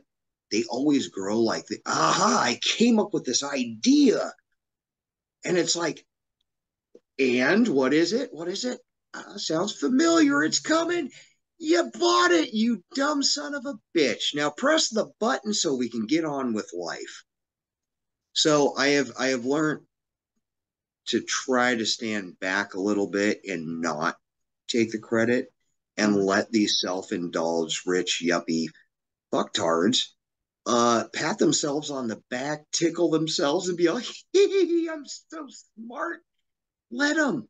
Because guess what? Now you got the change you needed. So the way into a yuppie's brain is by making them think they came up with a brilliant idea. Mm-hmm. And that's only after all of their ideas bombed. Yep, And then what happens is subconsciously they start listening more and more to what you're saying because they think you're stupid and not realizing that they just snuck your idea. But in reality, you're you doing gave it on purpose purpose. to get the change in Oh place. yeah, yeah. A lot of Now, if places. we could just do that with all our politicians, it would be great. Just be like, yes, Ronnie, you did great. You look great up there. Now go and give all those people raises. It will make you look like a giant. Yeah. Give it a couple months and they'll be like, I'm thinking about giving everybody raises. And they're like, where the fuck that come from? And I'll be like, damn, you came up with that all on your own? Good job, man. Fuck, you must have like at least a 10th grader's aptitude. I'm so proud of you. Oh, Gosh, you make the whole country proud. Anyway, yep. I digress. It's always a blast talking to you, Paula. You Yeah, know that? dude, it's so much fun. And I'm hoping of we're hoping to get down to New Orleans this upcoming year. Um, You we better make it soon because I might be showing up right around the corner from you real quick. then you fucking tell me, and we'll make sure that you got. I mean, how far are you from Pittsburgh? 5 hours. I kind of figured that. I'm mapping out some things, and Pittsburgh's looking pretty good. I got some friends over there. It's not bad. It's kind of affordable over there. Um, Oh, yes. Dude, stay. I can buy their old town hall, the old city hall building Yeah. for under 300K. Whew, neat. There's a building I'm looking at right now that's going for about 250. I mean, 250. You're hard pressed to find houses anymore for that. Dude, yeah. It is a 3-story Victorian old Gothic building right on the corner that has a full usable bar that's already built in with kitchen. The basement's basically half city block, and then up on the second level, it has 3 zoned apartments, and then 3 more on the third, looking out through the spires, Nice. fucking right on a corner in downtown Pittsburgh. I'm like, what the fuck? I was like, I came to New Orleans with a plane. I Hmm. was going to do Doctor Zombo's ghost tours. This place is oversaturated with idiots doing tours. Oh yeah. I mean, it's oversaturated. Like I could probably still pull it off, but like literally, what the fuck? I mean, I'd be better off selling daiquiris. Not like we need another daiquiri Daiquiri place in place. Yeah, fucking New everybody sells Orleans. fucking daiquiris down there. No, I mean literally, they got daiquiri here, daiquiri there. Hmm. Fucking, I'm like, dude, you guys are selling beads, daiquiris, and fake voodoo. I'm like, what the fuck? I mean, there is history here. There are real people doing real things, Hmm. and for the most part, there is this,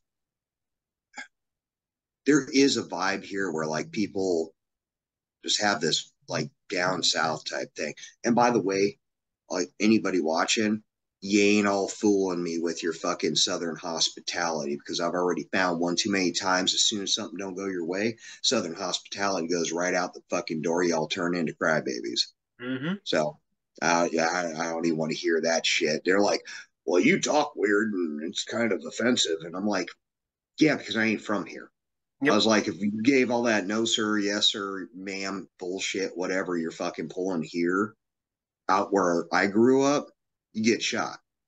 I was like, No, it's because fake. you opened your mouth with some bullshit that fucking didn't sound right. I was Hmm. like, so maybe I'm the odd man out, but what you see is what you get. I don't have nothing to hide behind. No fucking southern comfort here, man. Oh yeah. You Yeah. know what I mean?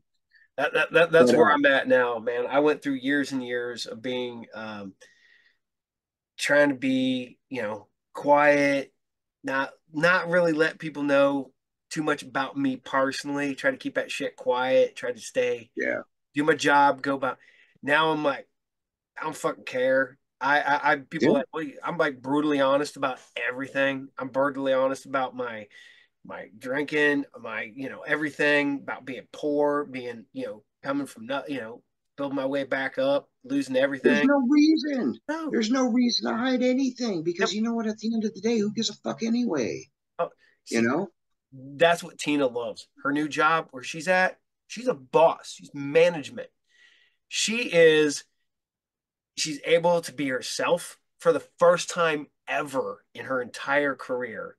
She's, she's pagan. She's a practicing witch. She's, all this stuff. And they're like, ah, it's cool. All right, Yeah, cool. Yeah. yeah, Oh, by the way, we need that paperwork done. And it's like, that's it. right. If you would, You know, if, I'll be 100% honest. I've been a boss for a long time, and I've also went back to being a machinist for about Mhm. 7 years just because I needed a break. I don't like being a boss. I really don't. Oh, It's I like my anonymity, and that goes by the wayside when you have to make the best decisions you can. The mhm. only thing I like about it, the only thing that keeps me going, and it's not even the fucking pay. I wish I could say it was. And I mean, like, literally, it's fucking a struggle even fucking making good money. You know, the biggest payoff at the end of the fucking day is seeing if you're able to change the internal workings Mhm. and get as much of that change before somebody catches on that you're not like the typical money grubbing asshole. Yeah. You And know, then they're like, oh, wait a minute, he got one over on us, and our employees make more money than they did before. Why are they happy? They're not allowed to be happy. They're supposed to be miserable and oh, get talked to shit like. oh yeah, dude. Fucking, I've been the entry guy and I've been the boss. And I've been, I'm the boss now, but literally it's my store. I don't have to deal with anybody. I can tell people fuck off if I don't want to deal with them and stuff like that. So that I kind of like being the boss. But don't get me wrong, there's still days yeah, I'm like, no, fucking working for paperwork. yourself, that's the Yeah. shit right there. But I go back, I was a boss at Hollywood Video before they went away. I And still owe them money. I think everybody still owes them money. Uh Yeah. It's like, what was the whole thing? Was it BMG still trying to find you for them 8 cassettes that you bought in 1988? Yeah. But, I don't know shit. You know who does? Juan Alvarez. Juan Alvarez owes Columbia House BMG. They're like, who's Juan Alvarez? It's like, that's my one of my aliases. That's one thing. Yeah. That's one thing I always joked around about. I was like, I can't wait till like something happens. I get caught for doing something stupid, and they have to read off that list of aliases at the beginning, like Paul Lee, aka Juan Alvarez, aka Lester Claypool, aka just aka. Hey, look, man, Norman Yates is one of very many names. So, like, I get it. Well, I what was it? Up until relatively recently, we've been talking and friends for a while now. I didn't know your real name up until relatively recently, and I will not say it because it's bullshit. And good. yeah, but it's one of the And ones and where and you don't even know if that's my real name. I, I, yeah, I don't. I think it might be. I'm not joking. My kid one time, and I laughed my ass off. I told him, me and him were arguing because I got him a job with me. It was his first like real honest to God job, and that didn't turn out well because like he basically was lagging off on fucking right before senior year, and he was Yeah. just so far behind that like I was like, look, man, you got a choice. They're saying even if you came in on summer, the whole fucking nine, you're going to be behind. I Hmm. was like, so you got a choice. I was like, I would like to see you see it through, but at the same time, I'm not a huge fan of, you know, school anyway. But Yep. I'm gonna give you a choice. You either make this happen and fucking really grind to it so you can graduate, or you could get a job and I'll even give you a job with me. I was like, you're either working or you're going to school or something. You know what I mean? I was like, I Hmm. don't need you to like lounge around picking your nose, smoking weed, and whatever. And at some given point, he got the kid attitude for I'm busting my hump and like nobody else. I was like, no, motherfucker, you're hiding in bathrooms and shit for fucking 2 hours at a time. You already took a lunch, hey. And it got to a point because I told everybody at work, I was like, look, he may be my kid, I might be the boss, but here's the thing. I ain't watching over him. That's on you guys. You guys make the decision. If I need to crack down, I'll crack down, but it ain't gonna be as my kid, it's gonna be as my son. And I warned him this. And it came to the day where I literally had to write him up. And that's when he lost his shit on me and thought he could, like, we were at home and this was dogfight time. I was like, oh, hell no. I was like, well, you just lost your job. I was like, way to go. And on his way out, he had nothing to throw at me. He was like, you know what? You're my dad, and I don't even know your real name. And I was like, are you fucking kidding me right now? I told him my actual name.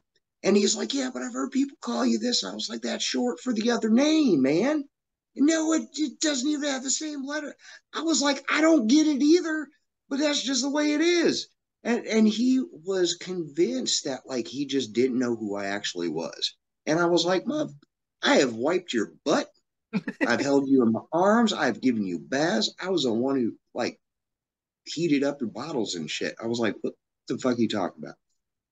But don't be fool. I mean, like every friend I've had, I at some given point, 15, 20 years down the line, I had one be like, can I ask you a question? And I was like, yeah, what's up? What's your real name? I was like, now you? I was like, really? No, this shit goes on. But like, you know what? Keep them guessing. Yeah, Nobody will ever know. 100%. You know, I mean, fuck, for all I know, everything I just said was complete bullshit. Maybe, maybe not. I doubt it. Yeah, Uh, no, I'm a pretty straight up guy, but yeah. hey, uh, for anyone that is watching this or whatever, the doctor is coming back. He's coming back with something different. He's coming back a little crazier than usual. Yeah, you may not be hearing the Docta Zombo voice, but you know what? There's a point where a cartoon needs to start becoming reality, and Hmm.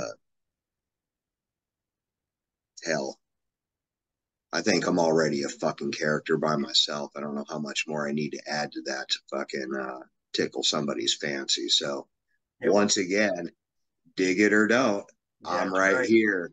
And if you don't like it, change the motherfucking channel because the doctor's 100%. coming. Doctor's coming. He's coming full fucking force. He's bringing some new people with, and it'll be interesting to say the least because we will be filming in very populated areas in New Orleans with real honest to God freaks and weirdos and musicians and people that you would not expect to see in Dr. Zombo. No, you better expect it from Dr. Zombo because if you expect too much, then I'm not doing my job. Well, and people need to realize something. Been to New Orleans, and the one thing I found out about New Orleans is New Orleans, because everybody's seen it in movies and TV shows. You get there, it looks like a damn movie set because you've seen it on TV. You've seen it. It's not. It's a real fucking place. It's. Yeah. I And it comes with its real ass shit that goes Yeah, down. dude. I may actually be including this one segment in with the shows that I'm going to basically have an intro like the old uh Johnny Carson and shit.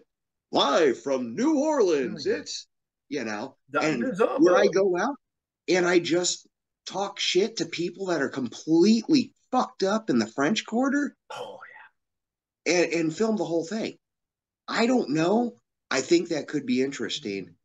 I think it's something that people might want to see. yeah. And if Oh, they don't, I want to see it. So oh, fuck it works great. I yeah. just haven't filmed it yet. I do it all the time. It's wonderful. It's like I get bored, I get aggravated, we get dressed up, we go out, we make asses of ourselves, and then basically make fun of people if we can get them to actually interact. Yeah. Because, Most there's a people lot put of their freak head out down here. and walk away. They're trying to get Oh, away yeah, from. Yeah. especially when I'm walking right down the center of the crowd and they start going like this. And I'm like, I like that. People like moving stuff. That's cool. I like that. So, yes, coming back strong. It may take a little bit. I just came back from hell, literally, mentally, physically, heart broke. Everything I ever knew or thought fucking kind of flushed right out the fucking window. But the one thing I do have is a whole lot of shit to dump out on the masses. Yep. And if they're not ready for it, I don't care. I'm going to force feed you bitches like this was seven. I'm going to tie your hands behind your back and feed you spaghetti till your asshole pumps. It's going to be God amazing. damn. I need to rewatch that. And with all luck, I will hopefully, which I am fucking doubting it majorly, trying to put together some sort of Halloween spooktacular in spooktacular fashion. So that means your demonic fucking possessed book reading ass should be coming up with something pretty soon for me. Wink, wink, wink, wink. We're me and Wink, wink. the Tina are working on the Halloween episode of I know it's bad because you're the doctor. I'm the doctor, my other personality. Well, that's Doctor fine. Dr. Edgar Shelley Lovecraft, There PhD, you not go. MD. Uh, and she's the witch because she's actually a witch. That works out perfect. Oh my, what was real great was we did an episode and literally I have a stack of books next to me, and the one book in there is the Maleficarum, and I have it in there, and I'm sitting there, and she's going on and on. And I go, "How to deal with a witch?" And I just pick it up and I'm like starting to read it while she's complaining, and she's like, "Oh, that's not fucking right." I go, "No, it's not." Completely unplanned, 100%. And everybody's like, Dude, that's "That's the best guy, man. oh yeah, messed up shit." But yeah, I gotta love it, man. Okay.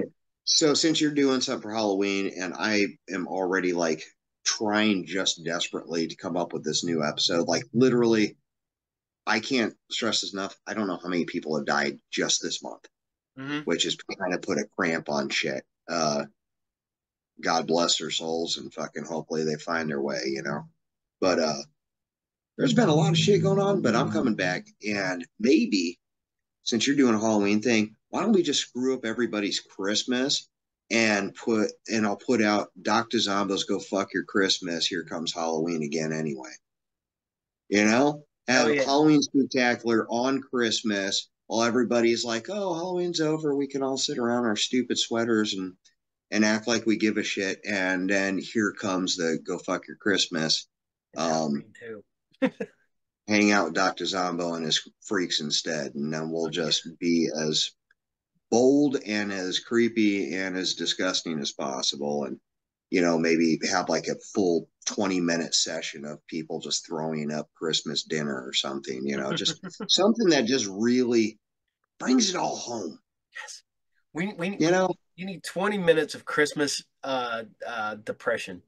Uh Yeah. yeah. You know, just sit there and just talk about just the most depressing shit while wearing like a clown mask or something. I don't know. Something inside me, I guess, is just like yearning to ruin somebody's good time That's on a oh mass scale, just to get a reaction. yep. You know, Oh it's like, yeah. oh, you got new shoes. Let me light your laces on fire. See how long it takes until you realize your leg's on fire, and then I'm sorry. Then I can laugh for 5 minutes and walk about my merry business. I have Oh man. God. anyway. Yep. Well, man, dude, you're one of my favorite people in the world to talk to. You don't you're as real as possible. You don't sugarcoat shit. You tell it like it is. And you, like I said, you've come in out of fucking nowhere and helped me on one of my bad days.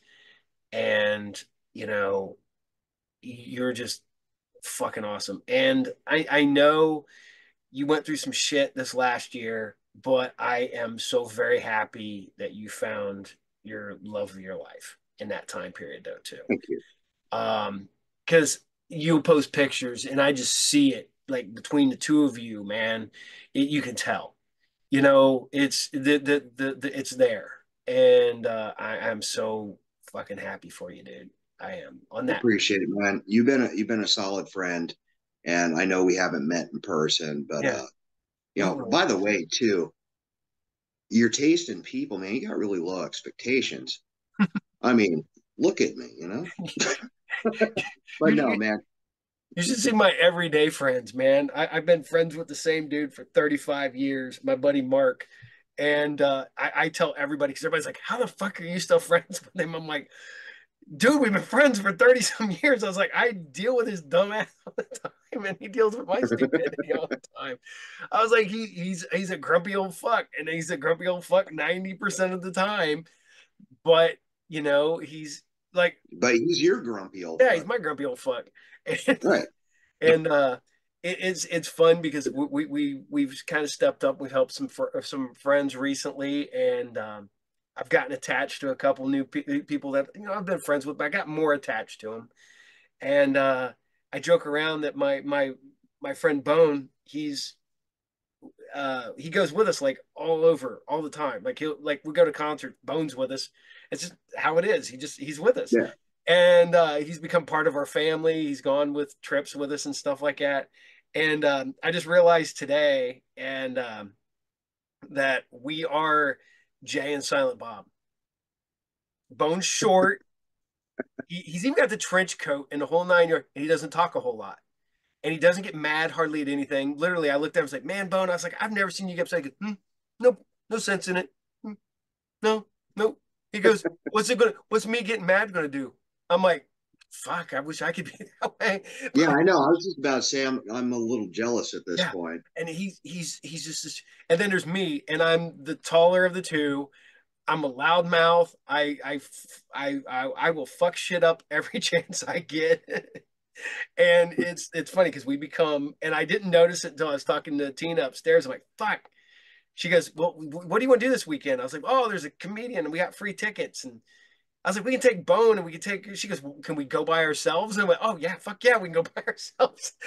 And she goes, "Well, Bone goes with us." I was like, "Well, we're Jay and Silent Bob at this point." So yeah, he's, Oh man. and it's funny because if you see us together, literally Bone is like here on me, and he's older, and but we've, and I didn't notice it till just now that we are Jay and Silent Bob, and it's dumb as shit because you know, but it is, Hey, you and know what? Like I said, that's your thing, and mhm, you know, having a friend that long is amazing. I do mhm, have a couple really close friends that, you know, we could go a couple of years without talking, but like mhm. when we reconnect, it's Yep, like nothing ever changed, you know. yeah, But I appreciate our friendship, and I do maybe too. 30 years from now, who knows if we'll ever see each other in person. But like, you know, even if this is the proverbial chess game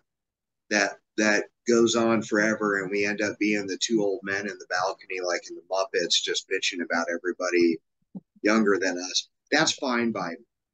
So I just want you to know I appreciate you as a person, and you know, for Yeah, you and everybody out there, just keep on creeping, man. Just yep. keep on being you, because guess what?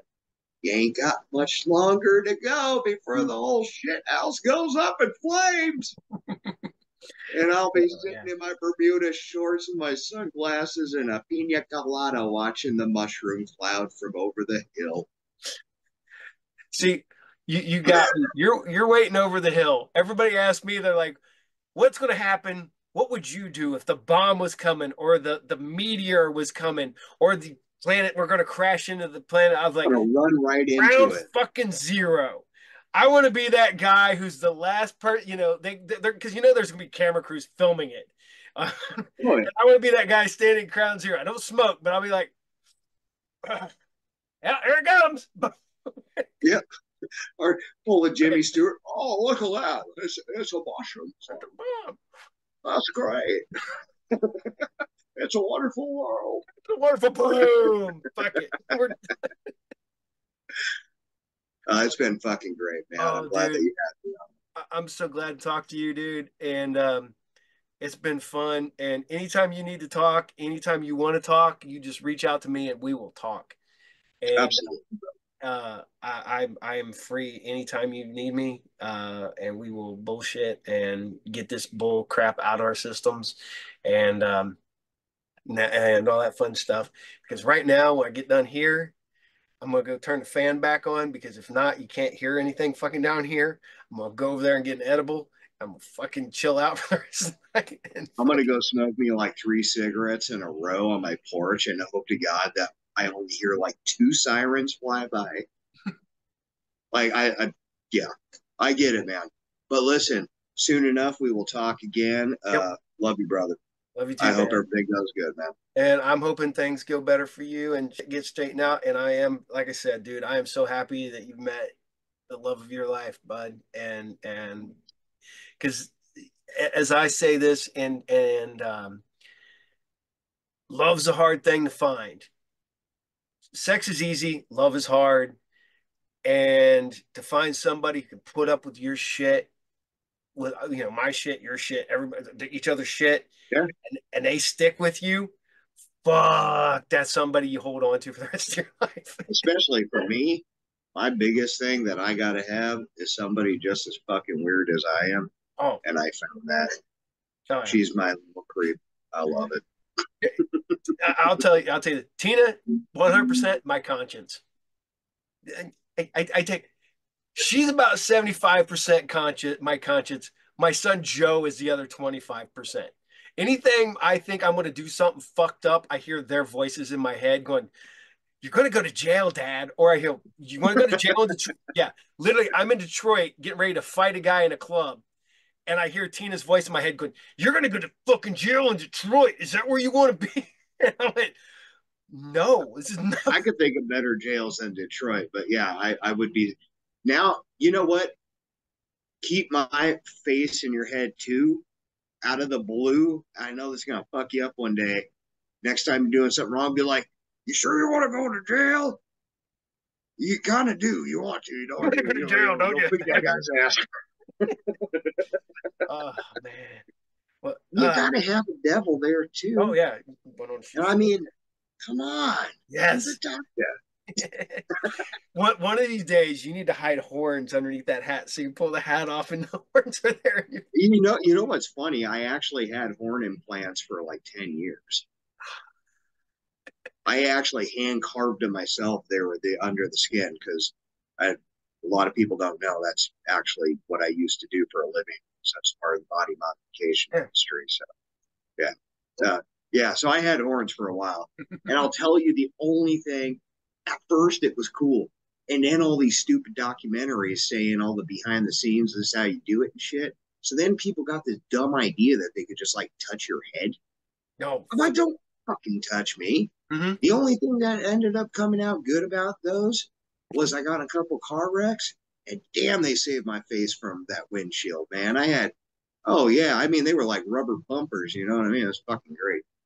Other than that, I'm glad they're gone. But yeah, it would have been cool, pull it off. And yeah. See, you get that. I get people who go, "Is this real?"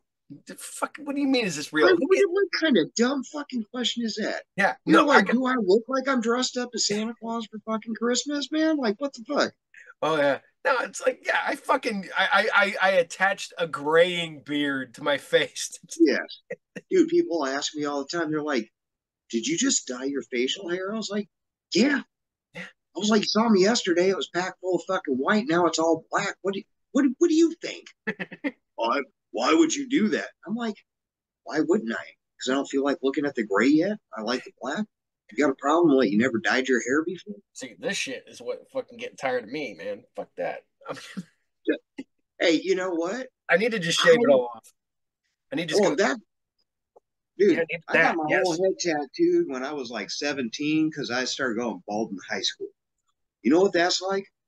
When your mohawk was down here and then it's back here and then it's back here and now half of it's missing. I was like, I was like, I already know what the fuck's about to happen. So I tattooed my head. And yes, if if you remember the show Alien Nation, Yep. I I was kind of inspired as a kid and I didn't realize it. So when I went in to get leopard print, I didn't realize that when I went home and looked in the mirror, I was like, fuck, you look like one of those aliens off Alien Nation, man. Mason. All the Yep. spots on your head. You look like It works George for me. Francisco. Yeah, great Yeah. fucking show. I love that I show. love it. Yep. I got to let you go, Yep. bud. I Take am care, in sir. desperate need of a cigarette, and it's been an amazing time talking to you. Okay.